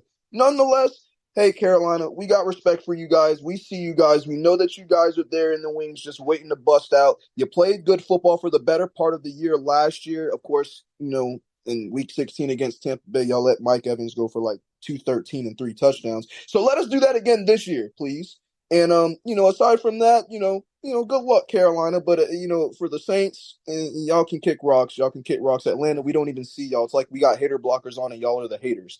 So, hey, it is what it is. That's my viewpoint on the rest of the NFC South. It's Tampa Bay or die. And, hey, good luck to all of you guys except for the Saints. So. Applause button has been hit. Wow. What a way to stick it to him, man. That's how you end off the show, man. Dang, that was how you really feel, Corey. I mean, wow, that was awesome, man. And I'll tell you, brother, you got so much to say, man. You got a great show going on. You're just off the air, man. You just finished the show about an hour ago. Waiting for John and I to get finished, man. You spit facts. We love it, man. Thank you so much again for being on the show today. It has been a blast. I can't wait for this show to air this week, or for this interview to air on this week. It was a fun one and way to end this thing, man. So with that said, brother, let everybody know, man, where can all these diehard Buccaneers fans find you? Where can all these sports lovers, Florida lovers, Florida sports lovers find you, man? Let us know. Well, first and foremost, let me just say thank you to you, Larry. You are the man, and I appreciate you for having me. You do a wonderful job with your show, and I'm just blessed to be able to be here with you guys. Again, like you said, my name is Corey Pujols. I'm the host for Palm Tree Sports Radio, and you guys can find me on Instagram and Twitter, always talking Tampa Bay sports, always, all day, every day. And it's at Corey Pujols, so if you put that in the type bar, it's Pujols just like the baseball player, and you type that in the search bar, you'll find me, pull me up, shoot me a message, shoot me an opinion, whatever it is. I'm here, I'm game. I love to talk sports. And then, of course, like I said, Palm Tree Sports Radio, which is every Saturday evening at 6 p.m. sharp. I'll be here. That's Eastern Standard Time. So come check me out. Come check out Palm Tree Sports and come check out what we have here going on IE Sports Radio, guys. I really appreciate it, Larry. You're the man. Yeah, you're the man right back, brother. Thanks for everything, man. We give it right. Whatever you gave over here, I'm giving it right back, man. You're the man. Thank you for talking all them Florida sports, brother. We appreciate you every weekend. You out here just delivering the true spitting facts, and we love your show. Keep on doing a great job, man. We thank you. Have a wonderful rest of your evening, man. Take care. God bless. We'll be talking to you very soon. I will have you back on this show very, very soon, man. Trust me. So, hey, have you a great rest of your evening, man. And, well, let's see how it goes. I look forward to it, brother. Thank you so much. I appreciate it. And you too. Hey, thanks a lot, brother. Take care. Have a good one. All righty, brother. You too. Right. Thanks, man. All righty, y'all. That was Corey Pujols, man. Great dude. Oh, what a great guy, man. One more applause for Corey. That's going to do it for our show here. Well, at least for this part. And, when we come back, there's only one thing left to do, and that is give you my final weigh-in on the NFC South. Spoiler alert, you already know who I'm taking, but it's going to be a good one. You already know the Panthers are going to be my close second. But who am I going to take for third and fourth? You'll see. So, anyway, with that said, you guys, that is going to do it for that segment. When we come back, stay tuned. You got my final weigh-in of the NFC South. You're listening to 3 and Out, 8 divisions in 8 days. Day number 7 overall. Day number 3 of NFC week. And, well, once again, hear what I got to say in my final weigh-in about the NFC South coming up right after this.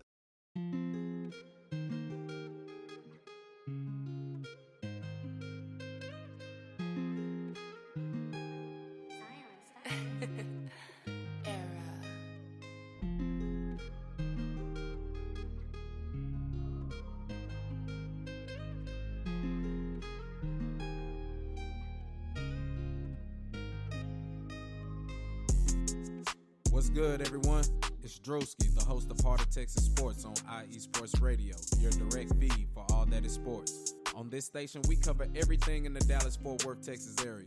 From where we cover the Dallas Cowboys, the Dallas Stars, Dallas Mavericks, Dallas Wings, Texas Rangers, TCU, SMU, we cover it all right here every Wednesdays from 9 to 10 p.m. Central Time. Make sure you stay live with me on the Heart of Texas Sports on IE Sports Radio, your direct feed for all that is sports.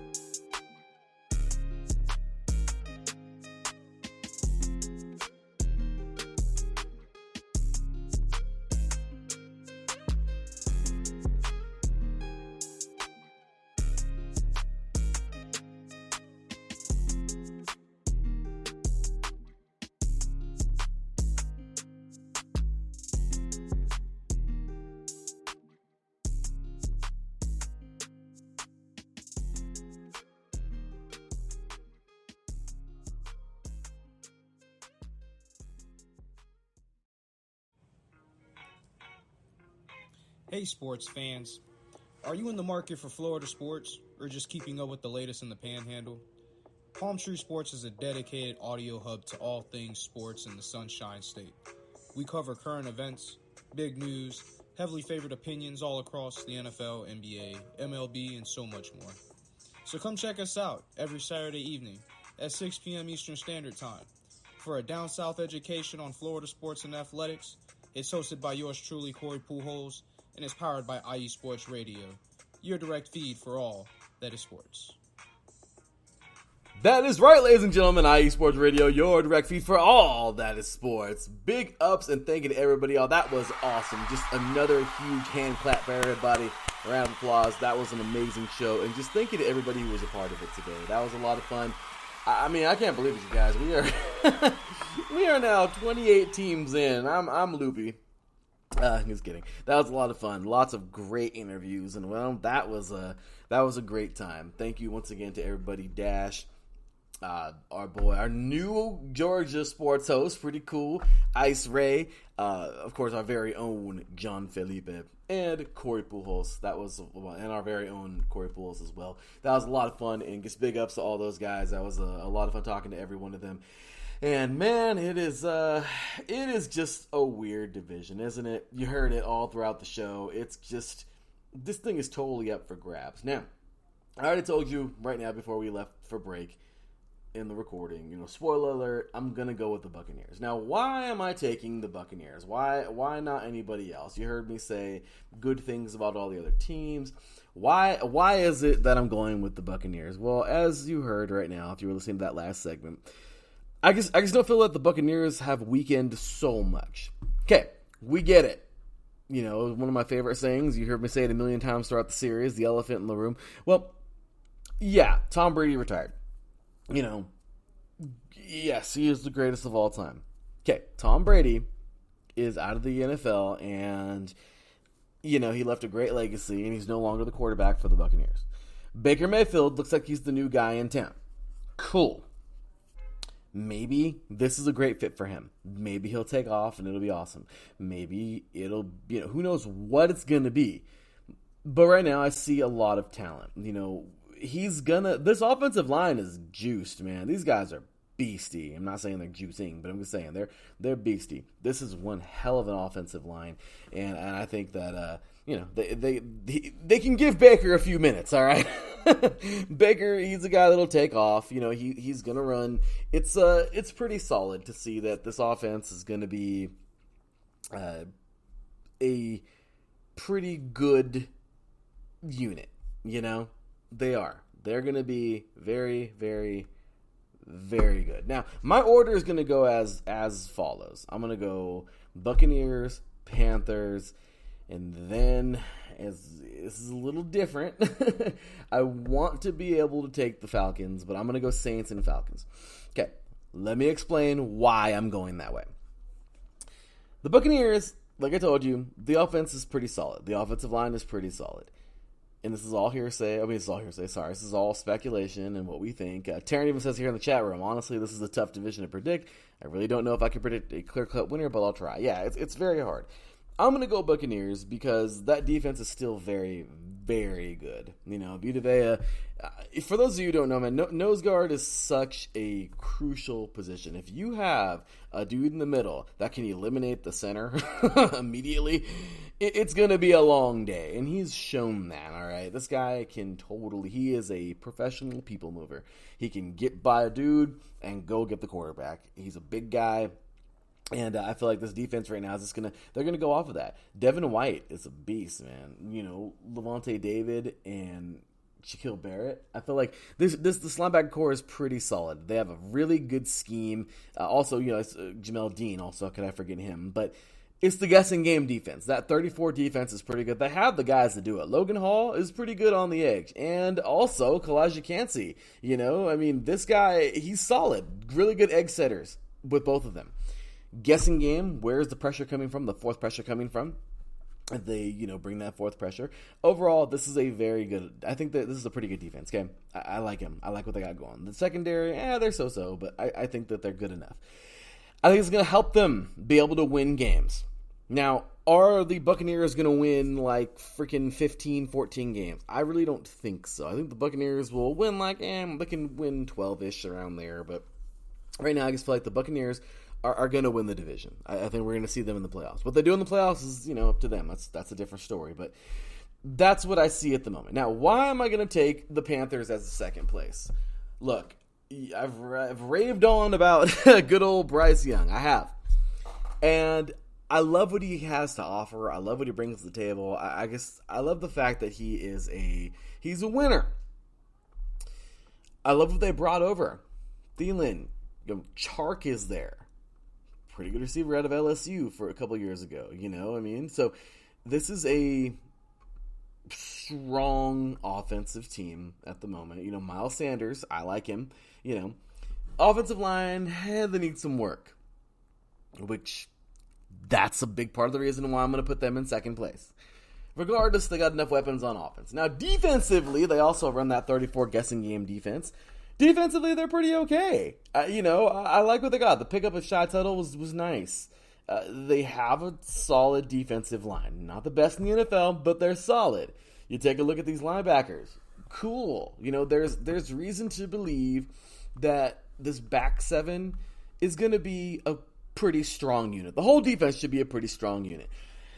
However, I just, Bryce Young is just, he's a wild card, man. He's, we don't know yet. We don't know. I think he's going to do good. Is he good enough to win the division? I've absolutely, this is me being a fan and seeing him, of course, at Alabama and everything. But is it going to happen this year? I don't want to, I'm not going to sit here and say the kid can't do things. But it's a tall order. This is the NFL. I feel like there may be a year or two for him to grow and get better, but second place in your first year is pretty dang good, right? So I'm going to go with that. Okay. Now, why am I putting the Saints in third? Yeah, I'm a big Derek Carr fan. I want him to succeed, right? I want him to do great. Of course I do. And it could be a toss-up for second. It really could, at least in my opinion. It could be. But right now, I feel like once again, the offensive line is pretty good for these guys, okay? They're not the greatest, but they're solid. They have receivers. There's good receivers. Olave, Michael Thomas, cool. What's going on with Kamara? That's a big part of the reason why. We're not going to get into none of that. Not about controversy here at IA Sports Radio. But there's just some question marks on the scene that kind of has me going, I don't know. I kind of feel like third is going to be where they're going to be, but it's going to be a close third. It could also be flip-flopped. Saints could take second over the Panthers if they don't perform as well as I think they should. Defensively, I like it. They're a 43 team. Adding Saunders was huge. Cameron Jordan still got it. Shepard's still a monster. Granderson, solid player there. Defensively, I like it. I like it a lot. Bond, for those of you, who forgot about this guy, I think he's still a beast, man. Zach Bond, he's only a few years in, but yeah, beast out of Wisconsin. He's gonna play some great football this year. There's no doubt in my mind that this defense is gonna make some plays. Tyrann Mathieu, you have Marshawn Lattimore back there, Marcus May, Paulson Adebo. I mean, or Debo, I don't butcher his name, but this is a pretty good defensive unit. Why am I taking them over the Panthers? Or why am I not taking them over the Panthers? Once again, I think Alvin Kamara has a lot to do with it. And this is just a unit that I feel like, offensive line is good, but I feel like this a lot of gelling has to happen, just like the Panthers. I'm giving the benefit of the doubt to Bryce Young because I think the guy is taken like a fish to water everywhere he goes. And I guess it's just me being a fan of his, and it sucks because I'm a fan of both of them. But if I got to look at both of these offenses, I just feel like right now offense is the name of the game. Once again, I could flip these two. I could put Saints in second, and honestly, I think I just might do that now the more that I look at these depth charts. It's a possibility, I would say right now, that the Panthers would finish in third slightly, and Carr having more experience, really depending on Alvin Kamara and that whole situation, but this defense is a little bit better than the Panthers, I feel. So I can do that. I want to go ahead and switch that around really close, but the Saints have a big chance to take a good solid second place here and be a playoff team. That's rough because, I want Bryce to succeed early, but he's got a lot of years, ready to go, hopefully, God willing. And, it's time to gel and to get better. So I could see that. Okay, now, the Falcons fans, you're like, wow, you're such a jerk. What about us? It's not that Desmond Ridder isn't good. It's not that they got Bijan Robinson. I thought that was awesome. The receiving core is there, but it's just, I don't know. Pitts, is he healthy? The offensive line, they're good. I'm a big fan of Jake Matthews. I'm a big fan of Lindstrom. You guys know I'm a big fan of Lindstrom. For those of you who have been listening to the show for years, him and to this day, him and Dalton Risner from the Broncos. I mean, you remember, for those of you who were on Twitter that day, all right, when it was Twitter before it turned into X, I was just going all over the place, ranting and raving about those two guys on the same side, Chris Lindstrom and Dalton Risner. on the right side of the offensive line at the Senior Bowl years ago. And they dominated, and they're still dominating. Both of these guys are instant starters, I think, in the NFL when they jumped in. I mean, they're pretty damn good. So I'm a solid, I like this guy. I say Jake Matthews as well. And the rest of the offensive line isn't bad. But when I look at, like, the majority, I mean, look, Onimata, beast. Grady Jarrett, beast. Campbell, beast. They could really compete for that third spot. I mean, it could wholly be, once again, this is just my thoughts, but this thing could be, I feel like the Buccaneers, if this was like race cars, it would be like this. So Buccaneers and then the other three. It's going to be zoom, zoom, zoom, zoom, like that. I mean, seriously, like it's going to be so quick. I feel like the Buccaneers are going to have a little bit of an interval, like maybe a 2-second interval in front. And the other three are going to be like tenths of a second between each other, and it really could go any way. The Falcons could totally, with especially adding Bud Dupree and Okuda, this defense is much stronger than it was. So, yeah, I mean, hey, look at that. I've second-guessed myself twice already. The Falcons can totally be as strong as second. But just based off of everything we see here, based off of as strong as, I'm going to go with, this is tough. I'm going to go with the Saints being second, an extremely close second, and the Falcons being extremely close third. Or, sorry, the Panthers being extremely close third, and then the Falcons after that.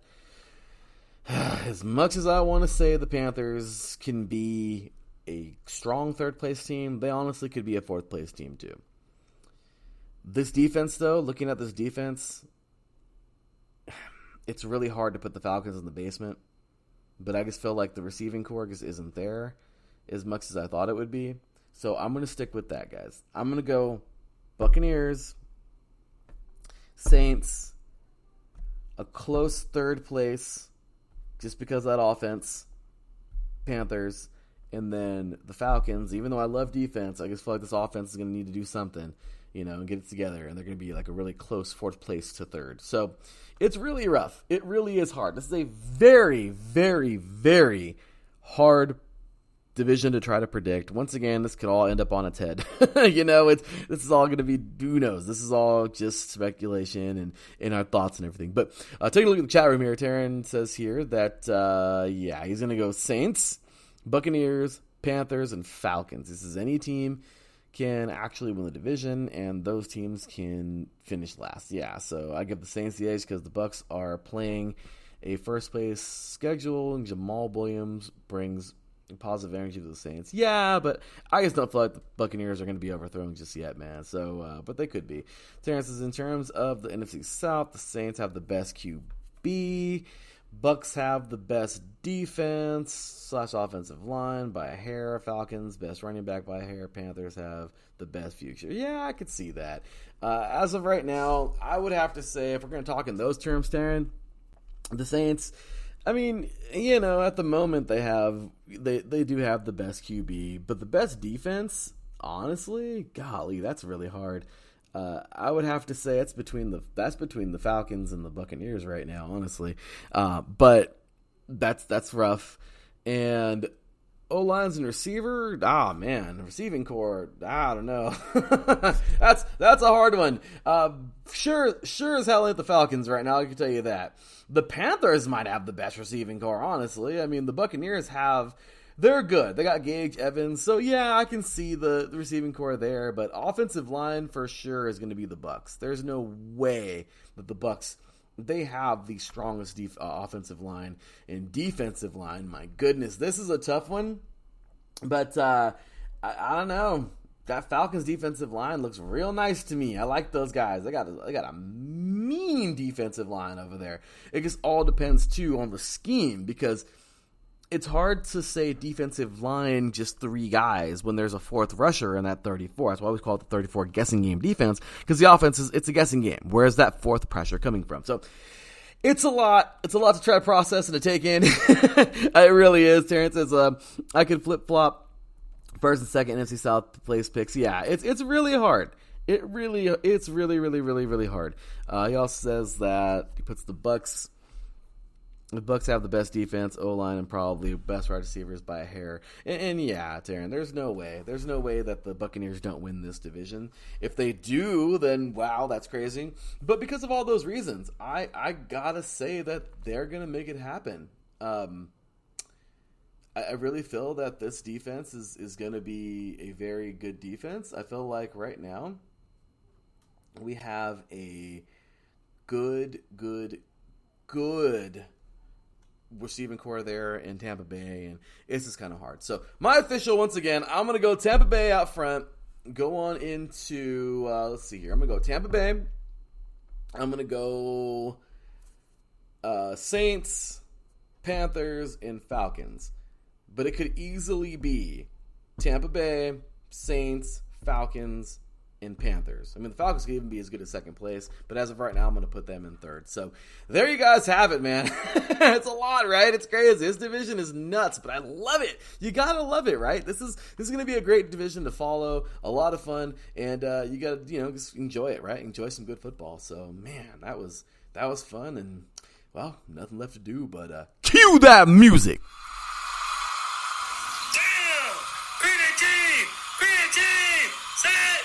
That's going to do it, y'all. We are up out of here for the day. Oh, my goodness. What a fun one. That was actually a short one. This is probably one of the shortest ones we've had for 3 and Out 8 Division 8 days these last couple of weeks. 7 divisions down and 1 more to go. Oh, my goodness. I don't know if I'd make it. But 1 more to go. Tomorrow, we are talking NFC North. Oh, that's going to be so much fun. I am so excited to talk to NFC North. We have some great guests for that one lined up tomorrow. Oh, man, our very own Bernie Bango, of course, of Big Cheese Sports here at IE Sports Radio. We talked to our very own Zach Puplis of Lions, Tigers, Pistons, and Wings. Oh, my, of IE Sports Radio. We talked to our very own Adam Karnick of Chi-Town Weekly here at IE Sports Radio. And, of course, we talked to a newcomer, diehard Vikings fan, Mr. Jeff Wald, really cool guy. Excited to have him on the show. And, well, we have ourselves a good one cut out for tomorrow. And that's it, you guys. Tomorrow is it. We get the Hall of Fame game. Oh, yeah, we get NFL football back. I don't care if it's just the preseason. So it's going to be a lot of fun. We officially get some football. We get back to some normalcy in our football lives, right? And we get ready for a great season. Also, make sure, y'all, as we're doing all these season previews for the divisions in professional football, we are going to do, Taryn and I got a whole bunch coming up for 3 and Out College Edition, starting this Saturday on August 5th. So if you're in college football or high school football on the national level, we can't go deep into like all the smaller schools or less ranked schools, but we're gonna have some fun. We're gonna be talking all the previews for the next couple of weeks, and on the 5th, the 12th, and the 19th, it's gonna be a lot of fun.